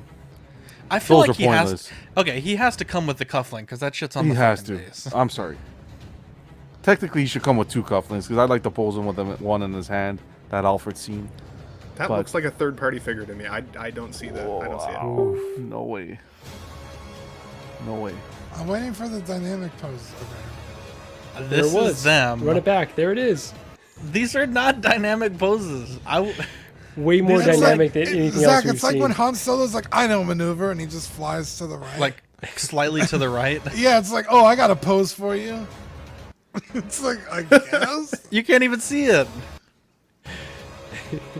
Come on, Marco. You gotta give him Come on. You gotta give him kudos. Did we get a video from Hot Toys? Yeah, I feel like we did. Did we? I believe we may have. Okay, the one benefit is that maybe that's a wired cape. Yeah, for sure. I'd hope so. The cape needs to be longer. If the cape, they don't make the cape longer, forget about it. The cape has to be longer. Because that's a hard lean. Like. It is magnetic. Okay, because there was no crotch support at all. So no, it's fully magnetic. Yeah, Oh, Cuervo, you're on a cloud, buddy. The king doesn't even. Okay. How dare you, Cuervo? This is the thing. Speaking of third parties, how do we go from? Okay, first off, everyone was talking about this. I have no clue what this is even supposed to be. That's a shame. This is Kang. Toys Frontline. He Who Remains 155 Q1 2023. It is a thing. Potentially looked like he ate mustard and got it all over his shirt. Potentially the best scene in all of Phase 4 of Marvel is with this guy. What movie is this in? This is from Loki, from this TV show. What are those, dude? Those are Rainer's, Jesus sandals. This looks like Jesus Christ. You know how like when you go to like the park and there's a guy outside like doing caricatures? It's getting a bit racial. This looks like a fucking caricature. If I was this guy, I would call my lawyers. Okay, guys, right wait. now. I just want to hear Ben try to say something good about this. Ben, it's all yours, Ben. Go ahead, Ben. Okay. I mean, honestly, Okay. Honestly, live. Honestly, 87 people watching. Okay. Okay. He's a really unique looking actor. Yeah. Oh my god. I actually don't think it's that bad. I've seen worse. I've seen worse Exo 6 sculpts. Okay, I think this is still like an. Remember, Ben, Exo 6 is not for you. I know. It's for the creator. I know. It's not for me. It's for the creator. I don't love this. To be fully honest, it does look pretty cheap. But I also don't know if Hot Toys is ever going to make one of these. And so if you loved the character and maybe you pose him in the background with a display, maybe on a throne where he's not necessarily looking straight at you. No. I can see the actor likeness in that. You don't see the actor likeness in that? No. Let's pull up the actor. What Can we is pull up this the actor? supposed Give me to 6 be? beers, maybe. What? I thought it was Iron Man for a second with that freaking thing in the. What's that on his neck? Oh Yeah, it's my like God. a mustard stain. No. Like I don't think I'm Jackson. shooting rainbows. I feel like I've been overly critical He's even eating today. hot dogs. But I would say way. this looks a little. I think this looks kind of. Bro, like I would the take actor. this for free. Howard says the Glizzy Conqueror. Jesus Christ! What do you say? Oh my The god. Glizzy Look Conqueror. at him. He's a unique looking fellow. Not that unique, bro. Oh, damn. That's insulting. That's not a good picture. That's not a good picture. You just told me to pick a picture. Of the figure or the actor? That's true. I did tell you to pick a picture. What is the actor's name? I actually don't know. Is that Howard Jonathan, Chan? Jonathan Howard, we Major need to have a or talk. Jonathan Majors? One of the two. Here. This might be better. I am Major. I mean, I'm just not. I mean, maybe I'll reel it back once I see him again. But Oh, you're gonna in my reuse mind's this. eye, I think. Christ. Look at him. He's a No. very unique looking dude. He's got very Nah, come pronounced on, like bro. lips and jaw structure. That well. Here, tell you what. Let's just. It's worth putting a side by side, Zach. It's Yep, worth it. It's not I'm racial. doing He it right has now. very. He's We're gonna very get. pronounced. Ben's gonna reel in a tuna fish after tonight's show. I'm gonna have to reel in a tuna. Here, I'll do a. Ben is a guest on this show. If you have any hate mail, Yeah. send it his way. Ben's opinions are not one of collecting weeklies. Or any of its Little subsidiaries. disclaimer on the bottom. I've got to say, as great as this scene was, Hot Toys is going to make so many other versions of this character moving forward that there's no point in adding this one. Isn't he like supposed to be the main bad guy? Like, He's why wouldn't we King think the Conqueror. Hang on, Jesus Well, Christ, slime. I mean, Yeah, are he's they gonna- going to he- make it though? I Yeah, thought, He's gonna be in future films, definitely. Yeah. Yeah, I think he's even in the I next. thought that was the whole point of the end of Loki. That he's, Well, this version, He Who Remains is, but then King the Conqueror has infinite number of variants, right? So selves. Oh, God. do your homework. I don't know anything. Yeah, I don't think know anything. I think about we'll it. see him. Someone that again plays in D&D, that may Quantumania. have been the nerdiest shit I've ever heard in my entire life. Well, actually, he who remains has an infinite. It's like, dear Lord, bro. Wow. Jeez, you almost said the figure looks like Ben. What? Who said I do have big that? lips. You're not wrong. I think he kind of looks like. What I can the see fuck? it. Okay, I'm It's still not saying, bad. It's not. Bro, he looks. his jaw. Okay, though, like, come on, boys. Come Bro. on. Got to be a little Looks bit. like a okay, Happy I'm gonna- Meal. I'm Like, gonna get that tip in a Happy Meal. You I'm tip gonna the give head this. sculpt I'm gonna back. give and this he to looks a Ben. little bit more. I'm gonna give this to Ben, but I will say the mustard glizzy on the shirt, not a good look. First of all, that guy wishes he had that hairline. Got a Jerry curl on the left. And I will say the head is probably the like soul, two bro. sizes too big on the body. Like that's another thing that makes it look really Maybe goofy. that's what it is. Maybe the head sculpt is too big. way too big. The cape looks better than the Innard Batman, though. Wow, you love to see it. Bro. I like Oilers Workshop's comment there as well. Ben defending this and bashing the Innard. He's drunk. 100%. Wow. That must be. I don't like this. I'm not gonna buy it. I just had to defend it slightly because I still do think that does kind of look like I think maybe Marco was right. I think the head sculpt's too big on the body. Like the proportions are off. Because now that they're side by side, it's not terribly off. It's still off a little bit. I think down here they have his jaws way. Man, guys, too- save your money. Don't even. I would why are we never. talking Why about would this? I didn't talk say buy about it. I didn't say buy it. Who's the idiot that put this on the show sheet? Honestly. Get First this of all, one it out was here. Ben. I Second saw of all, no, no. I saw it and I didn't even put it in the show sheet. That's No, that's it was me. It was me only because this is such a S tier scene when it comes to MCU. Like Oh not my even God. just Phase 4, just so freaking good. You've got to It's check such it a out if you haven't D-tier seen Loki. figure. It's So not wrong. We Still have better 90 than people your watching. original Iron We've Man dropped 3. 12. Oh, we went from 90 third party to 80. reissues. You hate this. All right, here we go. I do feel Reissues. privileged. Let's just get through both of these quickly, and we'll get to the meat and potatoes, as they say. Mark 46 was released in the Shanghai Hot Toys store, and Captain America. Do we know if the silver chrome Stormtrooper was released? Because I did not see anything about that on the groups. I have not seen. Yes, it was released. It was available at the Shanghai Hot Toys right. store. Over there, yeah.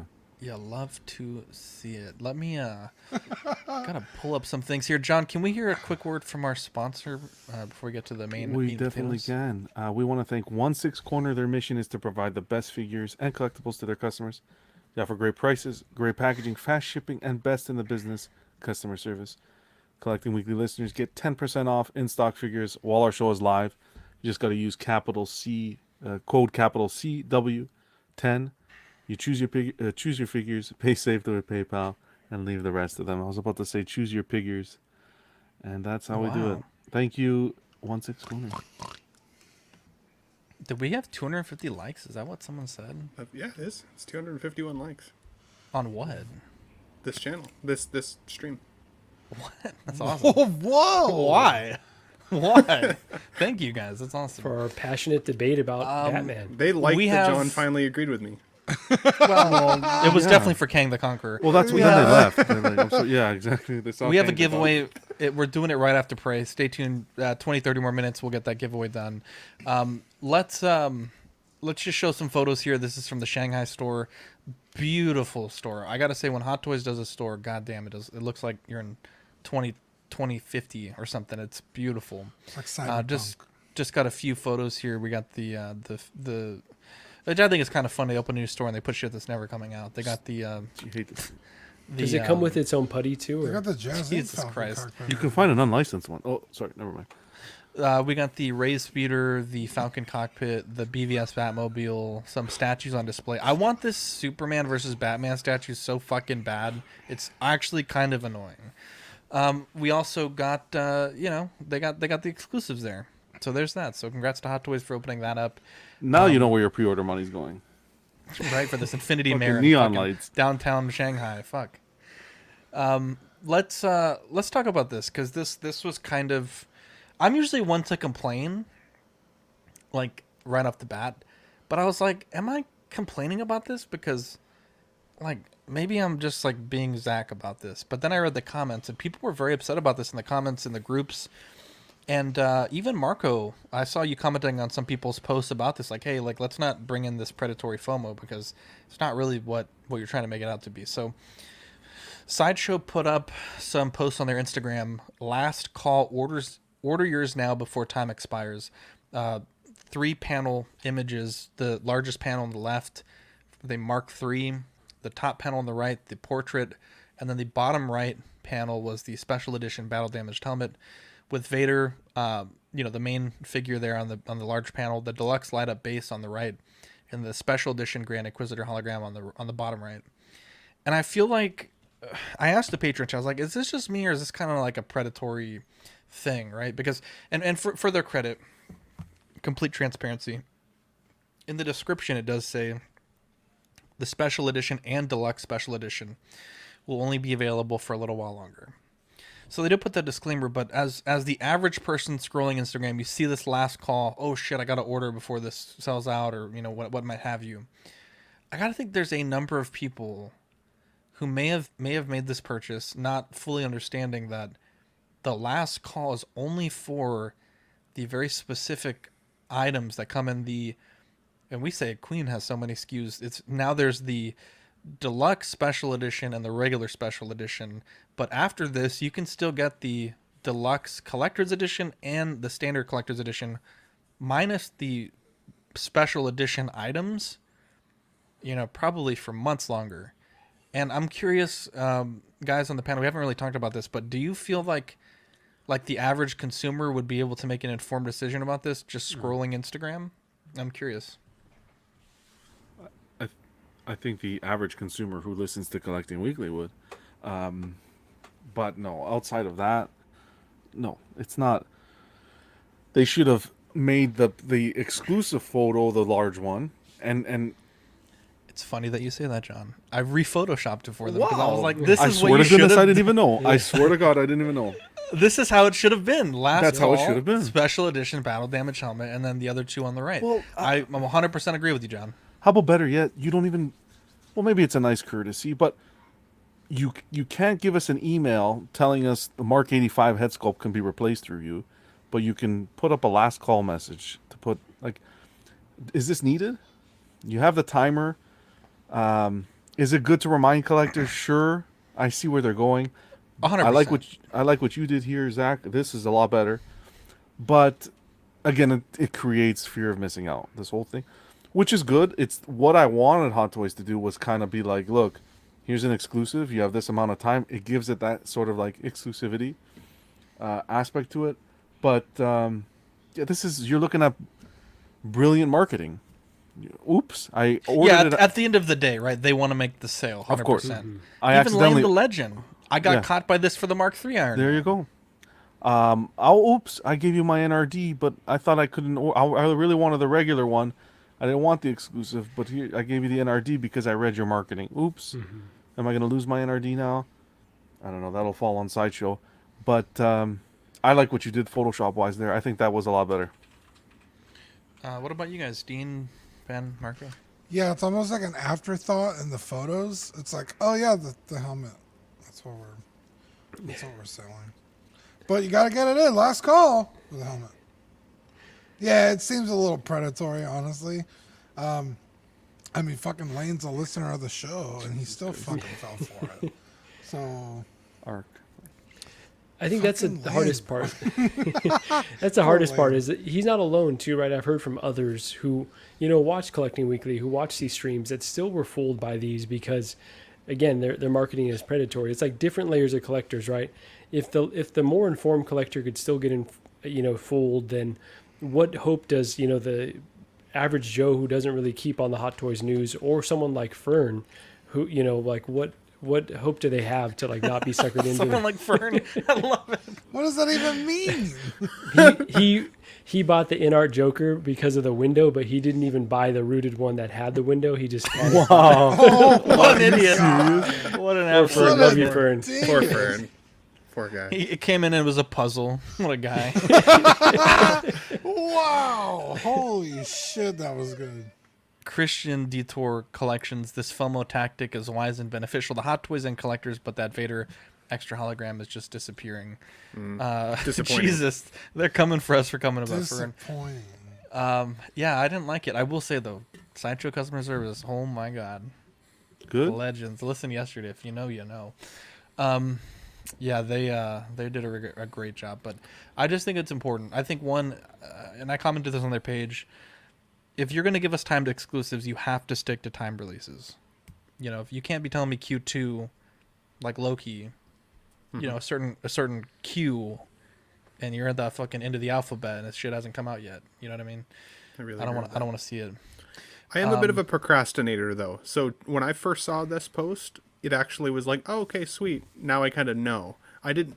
But I'm kind of maybe sometimes kind of that innocent Canadian that doesn't necessarily see it as predatory. Like, and when you guys kind of called that out, I was like, that is a good way to look at it. As I said, for a procrastinator, somebody who I'm like, okay, I intend to buy it, and I just keep kicking the ball down the road, and then all of a sudden I miss my window. Honestly, the reminder for me actually kind of helped. But I can definitely see it from both sides of that coin. So I just think, Marco, I think you need to. I think you were right when you said that you do have to be an informed buyer. These things are really expensive. Definitely read the descriptions before you pull the trigger. And if you pull the trigger and you didn't read it, then don't be too burned by it. But the question isn't whether or not you're going to buy this, right? It's, do you give a shit about the exclusive? Because if not, then that whole post is tricking Doesn't need you. it. Yeah, 100%. And that even exclusive could be a Oilers different. says the same thing. It got me. I would have cared more about the Iron Man helmet than I ever did about the hologram, though. Yeah. So like, I might have appreciated the helmet side with the Iron Man and not given a shit about the Vader. So you do intend to get. But it would be weird for them to. It would be weird for them to not post one and not the other. Like it's tricky. Ben, shit on it, Ben. It's okay to shit on something, Ben. Fuck. No, I will say I didn't think it was as bad as you guys thought. That's all. I don't know. The exclusive accessory could be like $100 swing, right? If you're locked into buying from Sideshow with shipping and tax, and this figure goes down to like $380, then that could be like a huge freaking swing for you. So that's the tough part. It's really locking people into paying a lot more money.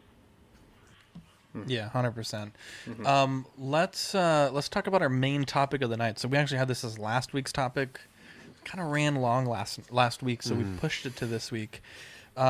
We asked people, what do you expect from live streams? And if you're in our chat now, let us know.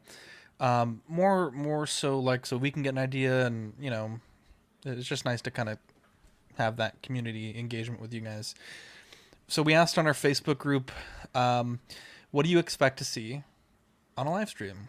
Bob Dylan says, I expect outrage from John. You love to see it. Wow, love this. David Hugh, I want to see John talking about innovation. Wow, the second John comment. I swear to God, I haven't even looked at this. I didn't even know you made this post. All of these comments are about you, John. It's really? I haven't even Most seen this. of them. I swear to goodness. This is the first time I'm looking at this. Go. I like to see Lane's crown molding and Blair Witch reenactments, but in all seriousness, I like to see and hear the different opinions from the panels or hosts of Stonks Mizzle.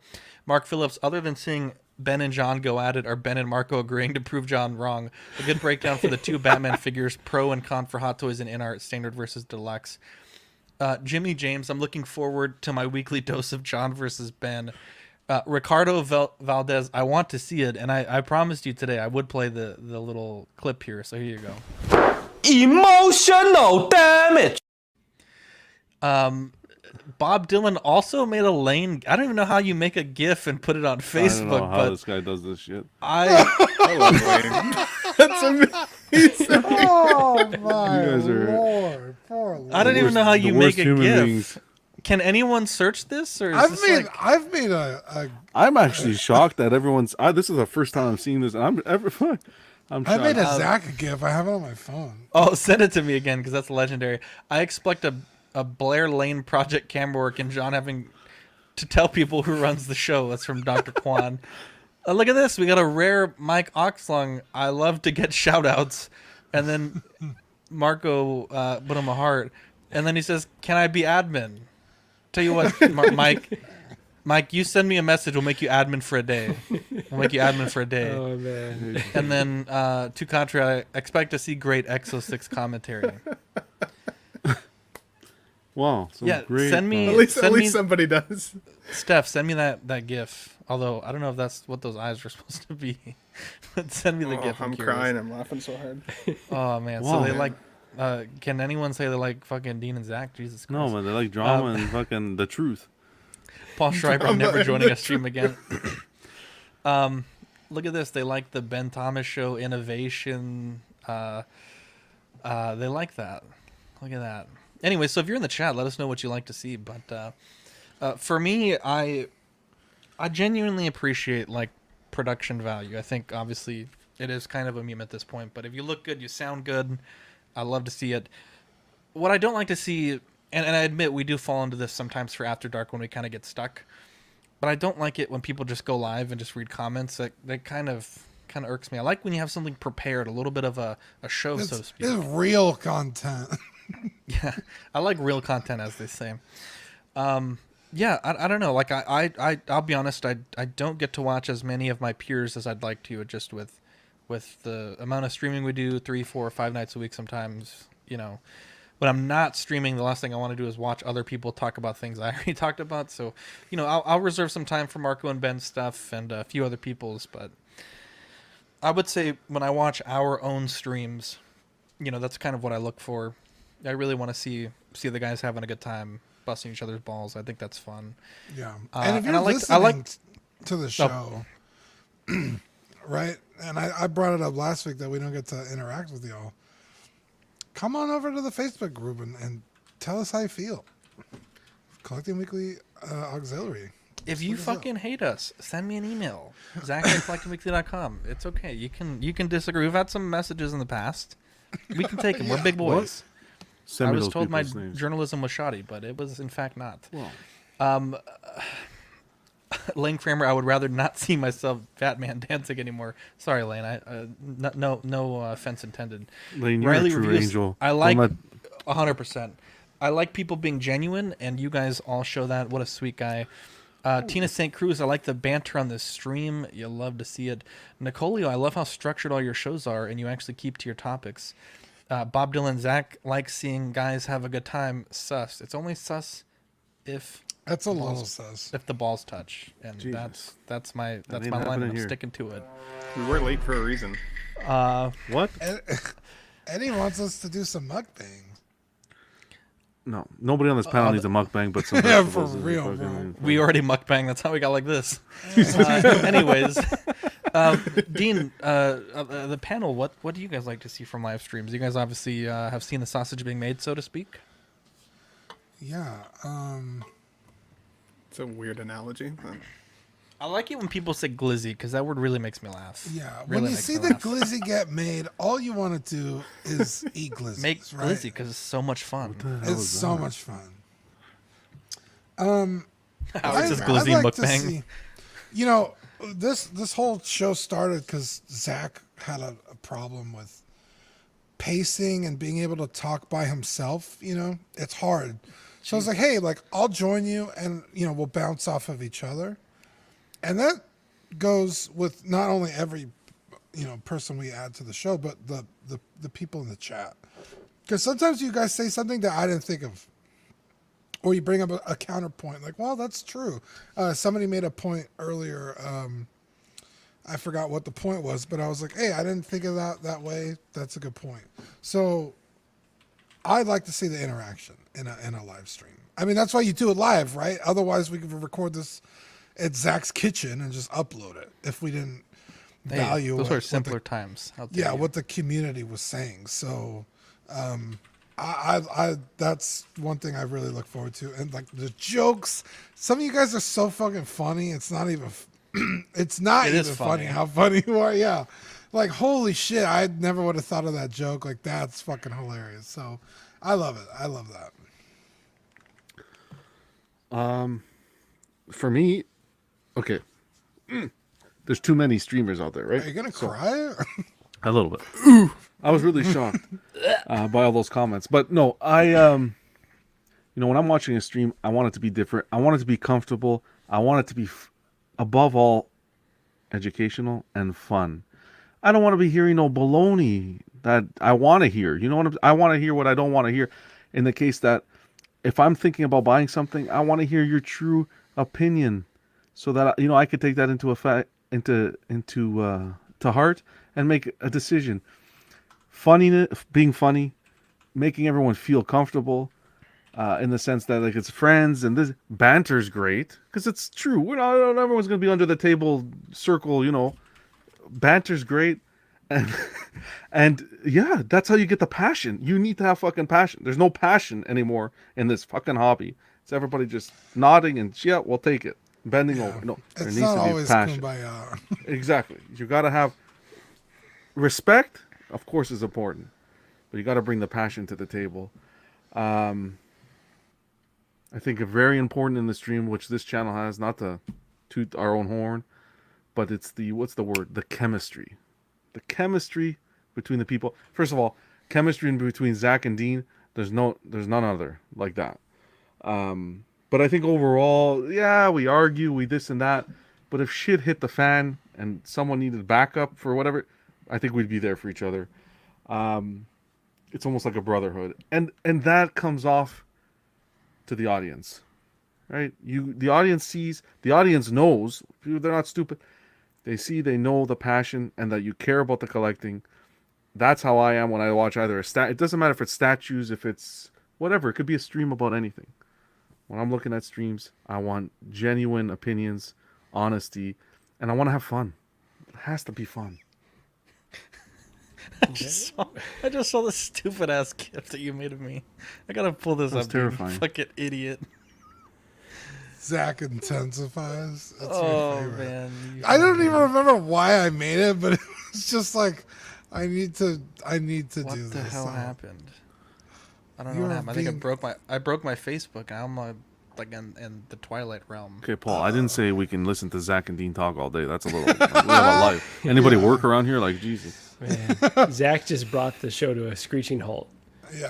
Shall we just wait for you to pull this up? Or? No, please, by all means. Don't show that live, Zach, please. Oh, man. Here we go. Here we go. Here we go. Oh boy. Lane got it too. This is what nightmares are made of. Watch. Look at that. Jesus. That's amazing. I won't be sleeping tonight. All right, let's That keep this doesn't up look for a like bit. you. Talking about a Prey review. It's like a 7 out of 10. Jesus Christ, talk about a predator. So I'll keep my thoughts pretty brief because pretty much echo what everyone said so far. But I'm guilty of this a lot of times too. But you can't take it too seriously. We're talking about toys, and I just need to see people having fun, not taking it too overly serious or like being stressed about these things. And that really is what resonates with me.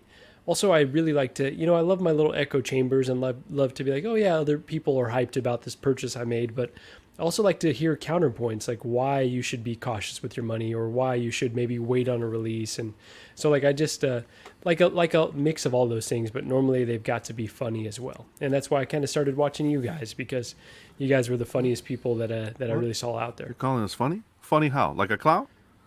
Wow. Like I amuse you? You motherfucker, you. Cuervo says he likes seeing the Latins on screen. You love to see it. Check out Wow, Cuervo. LWO. Ben, what about you? Yeah, so I keep it pretty quick. I remember watching you guys when I was just in the chat, and I always thought the chemistry was amazing. You guys always had the really good jokes. Like there was a lot of that heat, but there was reasons behind it. You guys came in informed. You did your homework, which I definitely appreciated. I think for me, when I watch other streamers, consistency is important. You can have an opinion, and it can be a strong opinion, and your opinion can definitely be changed. You can be either re-educated by another panel member, or you can just change your mind. Like, that's okay. But I think the streamers that I respect the most are willing to say either this was my opinion and it's changed for these reasons and here's why, or be consistent in your approach. John pisses me off sometimes, but at least he's consistent. At least he's consistent, right? Every time, you know what you're going to get from John. You know what he's going to say, and that's part of the reason people come back, because they want that opinion.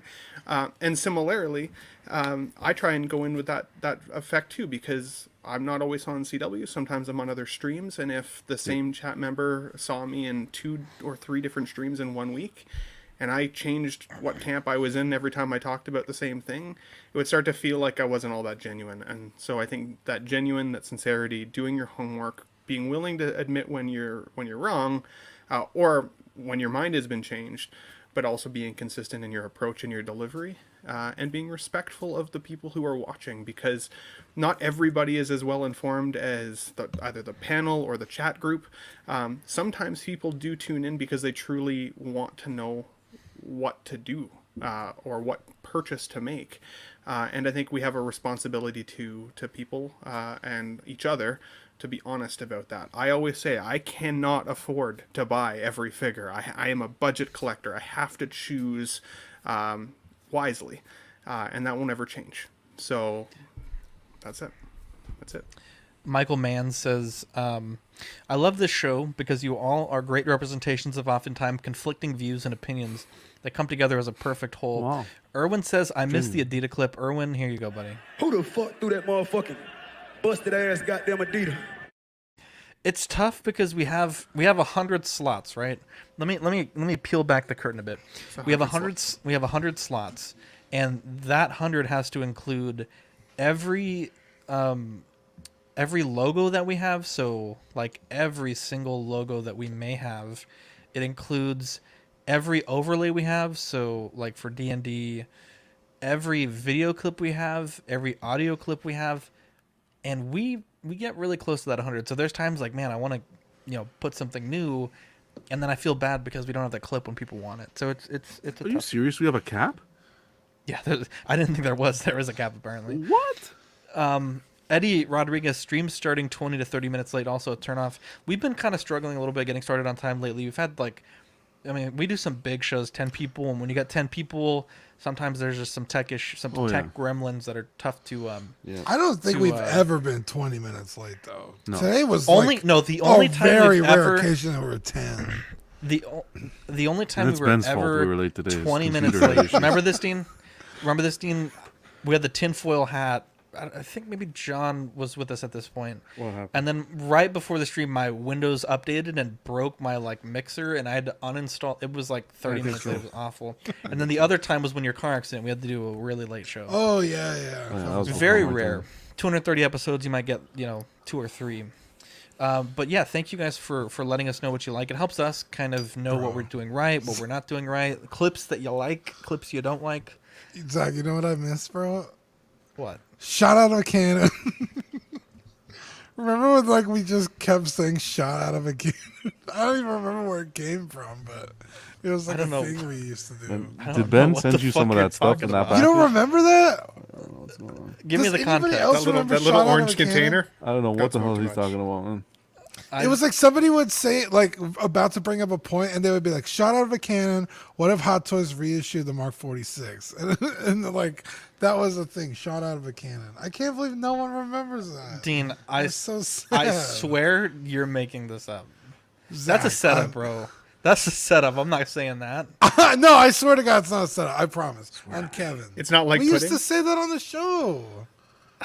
Don't dare swear on Kevin, that poor innocent soul. Give me some episodes, bro, because I remember we used to say Shrink Ray, and I mean, it had there to was have a been lot Eddie of and Mario. But Danny is Danny in the Ask chat? Danny, this is foolishness. I don't know what he's talking about. There's no way that was last year. There's no way. Prey, a skilled Comanche warrior, protects her tribe from a highly evolved alien, and we're doing the drawing right after this, so thank you guys for being patient. A highly evolved alien predator that hunts humans for sport, fighting against wilderness dangerous colonizers and this mysterious creature to keep her people safe. Fuck you, Joe. Danny doesn't remember it either. Joe says Dean constantly confuses his dreams. Bro, I swear to God, that's a fucking dream. We have never said that ever. Yes, we have, bro. No, we haven't, bro. I don't remember. Look, I'll tell you this. I'll tell you this. Neither does Danny. You come in here on my show and you start turning my co-host against me. How Joe's dare a you? sweet angel. Okay, he saved my life in the past. Okay? Okay, look. Let me say this. I've seen this movie twice. I watched it in the English dub, and it was fantastic. And then I sat down and I was like, I'm gonna watch it in the Comanche dub. Maybe my television is broken and my phone and my computer. I tried to watch it on 3 different devices, and correct me, please, chat, if I'm wrong. There was no English subtitles for the Comanche dub. I had no fucking clue what was going on in the movie. I had to stop it and start it back in English. Wait a second. Hold on a second. Hold on. The one I watched with them speaking English was not really them speaking English? No. That's how they filmed it, but they also dubbed it, which means they have voice actors okay, but the dub was speaking over it. Okay. Yeah. But they actually filmed it them speaking English. Zach, we had that problem when they were when we tried to watch it live. All of the other languages, the French, dubbed. The French, the French. It didn't show a thing, even with subtitles. I didn't understand a French word. Yeah. It's a weird, but I don't want that to overshadow my thoughts of the movie. Eddie says there was subtitles. I swear I tried to watch it 3 times on Saturday. Anyways, I honestly, truly, and I swear to you, I'm not saying this just to rile up the comments. I love this movie, and I think Doc says the French was subtitled in French. What the fuck? The French was subtitled in French. No, not in Canadian. French. Not in English. It wasn't in English. Yeah, so it wasn't in. That's why whenever you turned it on, I was like, so much for fucking subtitles. I don't know French. I don't understand it when I hear it, and I sure as shit don't understand it when I read it. Well, when the guy was screaming without a leg, I kind of put 2 and 2 together. There was such a... On the first watch, I was like, damn, she kind of sucks as a hunter. But the second watch, I was like, damn, the progression, it feels so earned at the end, and I really appreciate that. I love this film. I said this last week. I got all I hate for it. I really genuinely feel like I had more fun watching this than the original Predator. I think the original Predator has a much better cast, a much more iconic cast, but this movie was such a breath of fresh air after going through the Predators, which was pretty decent, but this really felt like they had a lot of care with the franchise. Even shockingly enough, apparently this film has gotten a lot of recognition by the native peoples as being one of the most historically accurate representations of their culture at that time period. That's beautiful. It has like rave reviews. I was watching TikTok, and obviously I've read this as well, but these people from this culture, Comanche people, were raving about how right this movie got a lot of things, and that they didn't do a lot of stereotypes. They really had a lot of respect for their culture. And I think that goes to show the level of preparation and care that they took with this franchise. I think some very memorable characters. I don't want to spoil the film, and I encourage my panel members not to either. But I enjoyed it. I loved it. I've watched it twice. I think if Hot Toys doesn't jump on making these figures, big mistake. NECA is already making, I think, committed to the Feral Predator. Amazing film. CGI's a little rough at places, but I think that's kind of based on the budget and the medium that it was designed for. Oh my God, what a film. What a film. What a great pick by John. And I give this my highest recommendation, 10 out of 10. This is a great movie. Yeah, this movie kind of surprised me. There's a lot of people on the internet who are like, oh, it's this and that, it's woke. Everything is woke. And me and my sister were talking about it, and they were like, Prey is just a woke movie. Don't say it's trash. I was like, okay. So when John was like, oh, let's watch Prey, I was like, oh, okay, here we go. So Dean, that just automatically applies. If it's not a white male, then it's woke. So okay, we'll move on. Okay, that's my point, right? So this movie, female lead, who gives a shit, right? Some of the most badass characters are female leads. So that does not bother me. Native American, again, who gives a shit? Not once is this movie ever preachy or nothing feels unearned. Like this, the main character, I forget her name. When this movie starts, she fucking sucks at everything. She's a terrible, hunter. Like, she wants to be a hunter. Well, she's good at medicine. She's good at medicine. But, But she's also not that bad, though. Like, I had that perception, too. But if in the beginning of the movie, she's hitting the tree. But it's not... Yeah. She can't do it to, a moving target. But she could... She has, the basis of, what she'll need for later. My point is... She struggles for majority of the movie. So when she finally achieves something, it's so earned that you're kind of just like, thank God, she finally did it. All the struggle has paid off. She's not a Mary Sue.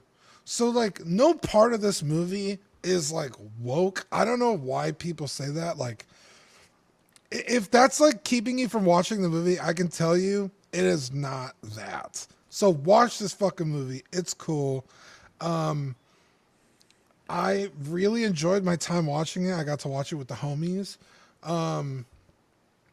And yeah, it was... Minus Fern not knowing when dogs and horses entered America. Holy Jesus.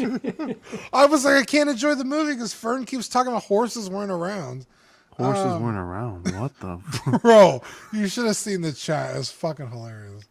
But yeah, I would say I don't think it's better than Predator, the first movie, but that movie's also not the greatest movie in the world.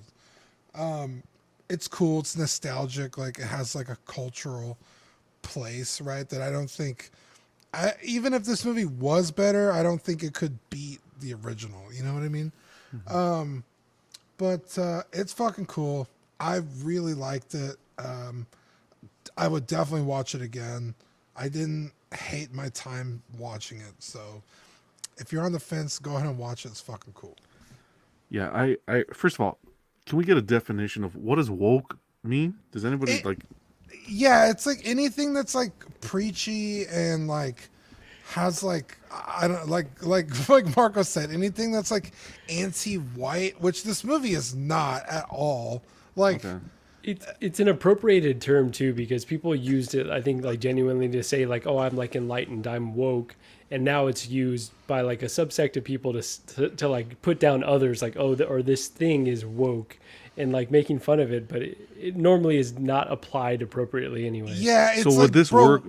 Ben's opinions on Inart are woke.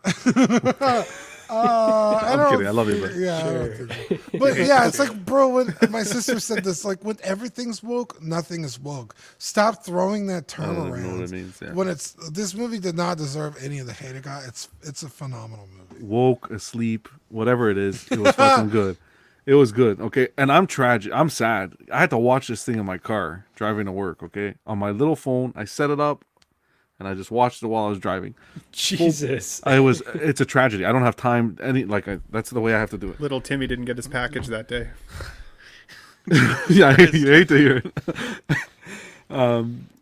When you said Timmy, I was thinking of Tim Hortons. So I'm like, what is he talking about? But then I got it. Okay. I want some Beautiful movie. 93% on Rotten Tomatoes. Okay. This movie needs to be watched on like an 83-inch TV with surround sound blasted. Yeah. Okay. All I have, because I had my stereo blasted, all I hear when I hear this movie, someone says pray, the first thing I hear is that tomahawk hitting that tree. Boom. Boom. That's all I can hear. I love this movie. The thing about this movie is it's truly starting, how the character starts from the bottom and gets to that successful point at the end. But for me, the visuals were stunning.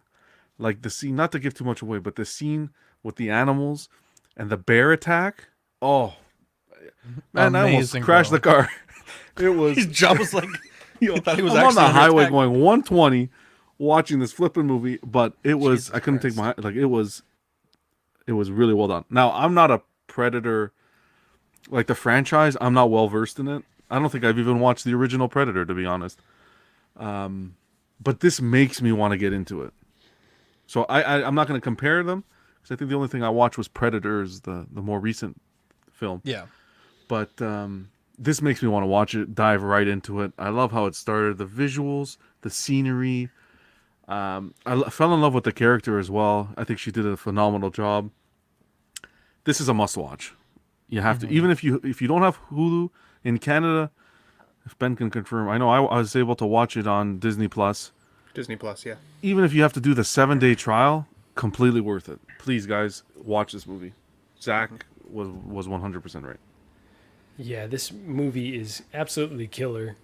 I really like stripped down storytelling. Like modern day movies, because they can do so much with CG, they sometimes get like too convoluted. And so when you kind of strip things down to the basics, sometimes it works way better. So I would just say like the characters in this, there's not a lot of characters that really matter, but like the female lead, I'm forgetting her name, but she's incredible. She's beautiful and strong and just a great actress and just totally crushed it. And then her brother, like they, really carry the movie. I would just say like the setting, people are going to say like, okay, that it's woke, like Dean was saying, right? But it justified being set in this time period. Number one, totally like on with the themes and with the whole story. It was a perfect fit. But then also on a baseline level, it's cool to see that representation that you don't normally get to see, and from a time period you don't normally get to see. So it works on so many levels. Anyone that would be offended by the setting is just not looking at it through the correct lens. I would just say I just really enjoyed everything about this. The design of the Predator I know was kind of polarizing, but I even thought that was pretty cool. Maybe with the mask off was a bit different, but yeah, everything really works in this movie. Maybe aside from what Zach said about some of the CGI being a bit spotty, and I just wonder if that was their tighter budget kind of being squeezed there. But we really need more. I hope this kind of kicks off in earnest, more of a connected universe. Obviously, we've got the Alien versus Predator that's happened before, but why don't we get an Alien film kind of set in a different time period, or kind of start building this shared universe with more, stories that are actually good as opposed to just being action movies. Let me put it that way. So yeah, highly recommend this one, and really, really glad it came out, and really wish it came out in theaters or in a wide release in theaters, because it feels like it deserved that. Amazing points. So I didn't necessarily care about Predator movies anymore. I I liked the original one with Arnold Schwarzenegger. And then after going to the Alien franchise, Aliens was really kind of where I went with, and I watched every Aliens movie that there was. But I stopped watching Predator after, I think probably it was the third one. So it was Predator 1, Predator 2, and then I think it was Predators, yeah. And I guess I saw Alien versus Predator. But needless to say, I was kind of done with the films at that point. This has become my favorite Predator movie, to be honest, full disclosure. I love when a film takes actors and actresses that I've never heard or ever seen before, and within 2 hours, you absolutely care about that person, their journey. You want to see the actor do more work. Like, that's a testament to itself. I thought the story, even without the Predator at all, would have been a cool story. Just, again, the character arc and seeing the evolution of her kind of growing respect in her tribe, and, you know, kind of how it plays out. I thought that was all really good. I thought some of the rules around like how the Predator sees her versus when he doesn't see her was a little bit soft. Not necessarily like, I don't want to say it was poorly done, because that's not the case. I think I was able to oversee it. Zach's always said in the past there's like a level of like rule of cool, which I think that this movie did really, really well. And so it helped me kind of see past some of those little nitpicks. But overall, I would say that I would recommend this. Like John said, if you get a chance to download it, definitely check it out. I think it was definitely worth the watch, and I would definitely watch it again, 100%. So, and just a quick shout out to if you guys are Predator fans, the Marvel Comics, I think they took over now. They're back.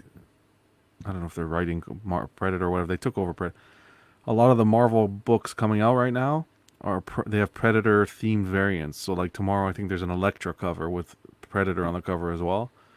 A lot of people have been excited about those, so be sure to check those out as well.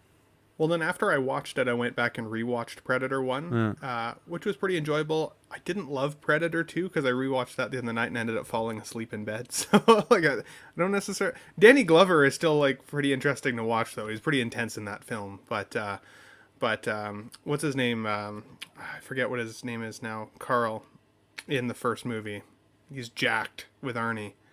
I want to say it's Carl Weathers? Carl Weathers, yeah, Grief Cargo. Yeah. Man... Was he jacked in that film? Holy crap. Ridiculous, yeah. Ridiculous. But awesome film. Awesome choice, guys. Definitely. Marco, it is your choice for Movie of the Week. Do you know what you want to watch this week? Give me 1 second, move on, and then I will get back to us at the shout-out part. Fucking guy. We have a giveaway, so thank you everyone for staying tuned with us. So let's see what we got here. So we got everyone's entries on this spreadsheet. We randomized them. Some of you guys had quite a few entries, so we love to see that. We took out any of our hosts because that's, full disclosure, that's just kind of a bit weird if we won. It's definitely something that's more for you guys. Dean, how do you want to do it? We could do random number generator, because I think we have too many to do the wheel, and I also don't think anyone wants to sit here for that long. RNG sound good? Yeah, that sounds great. Okay, let me random number generator. Zach, I think I remember the era from Shot Out of a Cannon and why none of y'all remember it. Why is it? It was back when Jesse was on the show. Jesse? I remember Jesse? I'm trying to find a clip, Jesse. Okay, so we have 1 to 125. So let's do that. And we will see who wins. Allow all cookies. Let me see what's going on in private chat here. Okay, so 1 to 125. Let me just double check. That's my number here. And we'll do the first draw as the winners. Does that sound good for everybody here? First draw. Anyone want to give me a feedback here? Wait, what was your question? We'll do first draw as the winner. 1 to 125. Let's do it. All right. More drama. Wait, do you generate it 3 times and that's the winner, or how do you do it? I'm saying generate it once. Oh, I always feel like the 3 times is weird. Like, what if you're like 76 and you're like, what the fuck? I won the first time. It's happened to me. That's true. All right, let's do this. Wait, what if you put Oh, I guess that would take too long. 1 through 125 on a wheel and have it, and then whoever. The wheel only is up to 100. Oh fuck! All right, here we go. The winner is 16. Let's go back to our a list CW. of beautiful people. 16 is gonna be fucking Equan, bro. Again? No, What? 17. No, that's 17. No. The number here is the number. The Oh, number here is the okay. number. What the fuck? Yeah. He won yesterday. Oh my god. What the fuck? What He the won. hell, bro? Bro, Wow. please Is buy a Equan Powerball here? ticket. Is Equan here? I need this man to be here right now. That's They need to be in the fucking chat. ridiculous. No, I thought they had to be. In Also, the chat. that was we didn't say that. Oh, okay. That was kind of anticlimactic to do the button. If I'm being completely Yeah, the honest. button sucks, but we couldn't do it any other way. Man, That's too Equan many has people. to play Oh my Powerball. god, people were saying hacked and rigged. I promise that wasn't rigged. We did it We did it live. live. I was sharing the screen when I did the button, right? Yeah. Oh, okay. I was like, shit, did I not? All right, Equan. Someone go on the Patreon chat. Tell Equan to get his ass in here. We'll continue on. And that giveaway was sponsored by Off the Rack Collectibles. So Equan, I guess if you are claiming it, you have won a Hot Toys Shore Trooper giveaway. I will say though, Equan entered every single bonus that we had. I'm not even kidding. He watched every single stream this week, including the Dungeons and Dragons stream, and did every single bonus entry. I think he had the most entries. So that just goes to show, you got to participate to win. So we'll let Equan chime in if he wants both prizes. We'll get his feedback. Dean, in the meantime, can we talk about these pillars of ours that are so great? Yeah, huge shout out. The 3 pillars, as John says.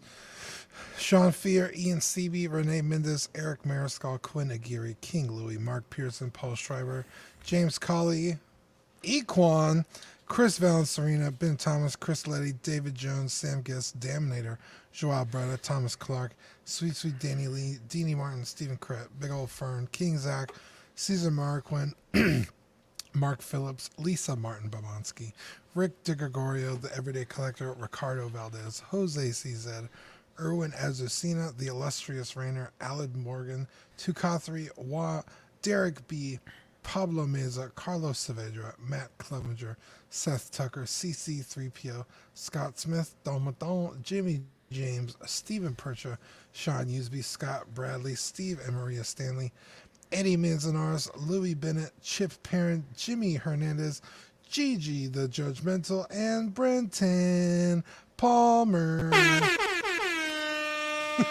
Nice. You love love to see it. What a bunch of guys. Bob Dylan says, I love it when Dean gets to Brenton. Our August Patreon benefits, we have the Prince Zorbo magnet and the Shrink Ray sticker. We have the magnets. We're still waiting for the stickers to come in, but this will be shipped out into the month in August. Patreon starts at $5 a month. You get access to these stickers sent straight to your door and access to Ox After Dark Replay, the Certified Crispy Certificate, Figure Fix Assistance, and all the benefits of the previous tier. The $25 tier is the Deluxe Pog set on your first pledge, and all the benefits of the previous tiers.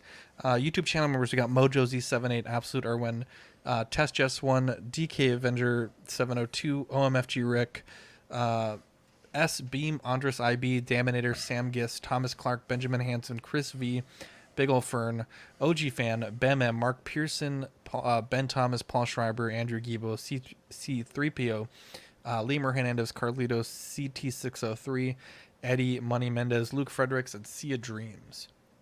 You can join by pledging 99 cents a month if you're a Patreon member, or $2.99 a month if you are not. You get member shoutouts, loyalty badges, and custom emojis. Taking a look at the network, we have After Dark tomorrow at 10:30. We have, I want to say, Small Talk Thursday. We also have Collectors Club on Friday, and a very exciting episode of Live and Let Dice on Saturday. So be sure to stay tuned for all that. It's going to be a great week on the network. TeePublic, I think they're running a 35% off sale right now. You can get all the swag that you want in there. And it's usually, on sale, so I would wait for a deal, but they got a ton of good shirts. I know Dean and I were talking about doing some limited availability shirts, so maybe like only up for a month, you guys can get those orders in, then we'll take them off just to not clog up the feed too much. But a lot of people have requested some very specific shirts, so that way we can kind of get some sales going and get you guys some swag. John, can we read the socials, please? Yeah, on Facebook we have Collecting Weekly. Our main group page where all the fun happens is Collecting Weekly Auxiliary. We have on Instagram at Collecting Weekly, at Collecting Weekly _clips, and at The Everyday Collector. Guys, take a screenshot and be sure to subscribe to these pages because they're full of great content. You look way too happy in that sticker picture, by the way. We need at least a reissue of you I don't a little like more that upset sticker. than that. I look like the guy from KFC, to be honest. That's where Jesus Christ. Like young and more distinguished, like he hasn't gotten all the grades yet.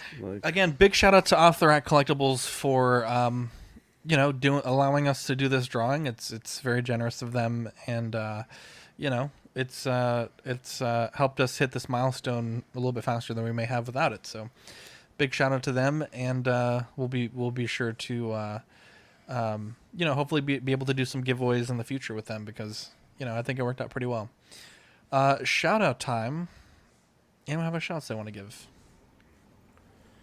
I do want to go movie of the week now, so I've got 2 choices locked and loaded here. But I'm going to go with City of God because I'm pretty sure you haven't done that before. Okay, I don't know what that movie is, but okay, it's a Brazilian movie, so it is in Portuguese. Oh, it's a banger though, absolute banger. I know what this movie is. I haven't seen it, but Victoria said it's pretty good. Bro, should be on am HBO I gonna have to Max, watch a fucking subtitled movie? Yeah, you are, but hopefully the subtitles work on this Dean, one. weren't you the last one that picked a subtitle movie? No. What subtitle movie? Was it the Asian action movie? That seems right. The samurai movie. The samurai movie, yeah. Ryonin Kenshin. You could watch that in English. I watched it in subtitles. Are you kidding me? Wait, time out. Tukatra said he was promised Exo 6 Where were you talk. on that one, dude? I don't think I promised that. Oh, yeah, no, Nobody I wanted promised. to talk about it. I asked if we could talk about it because it pissed me off. Oh, the Exo 6? We can save that for next week, I guess. Let's save it for next week. I'll put together. I don't really care to talk about that, to be honest. It honestly... It bores me just thinking about it. Exo 6 talk, the Ben Thomas Show, best place to hear Exo 6 talk. Like, comment, and subscribe. Anyways, anyone else have any shout-outs they want to give? Shout out to the homies. Shout out to everybody in this chat tonight. 80-something people, 250 likes. You guys... Why? The best place to be. Why? Because this is the place to be. Yeah, 262. I feel like a If you're not watching Collecting Weekly, audio Monday, Tuesday, Wednesday, whatever, I'll even give Dungeons and Dragons a shout out, unfortunately. But if you're not watching that lineup, what are you doing with your life? Reevaluation. I will give a shout out to Equan as well. Congratulations on your 2nd consecutive win, and to the chat for being so salty about him winning. Love it. Let's give him all the shit for doing that. It's funny because someone mentioned this morning, like, can we take Equan out of the giveaway because he won yesterday? And I was like, no, like, that's, like, I mean, in theory, like, who's going to win twice? And this motherfucker did it. What a legend, bro. What an absolute legend. Anyone have any more shout-outs they want to give? No? All right, well, we had a great show tonight. We'll look forward to seeing you guys next Tuesday. I'm Zach. I'm Dean. I'm Jonathan. I'm Marco. And I'm Ben. And I'm shot out of a cannon because that shit never happened.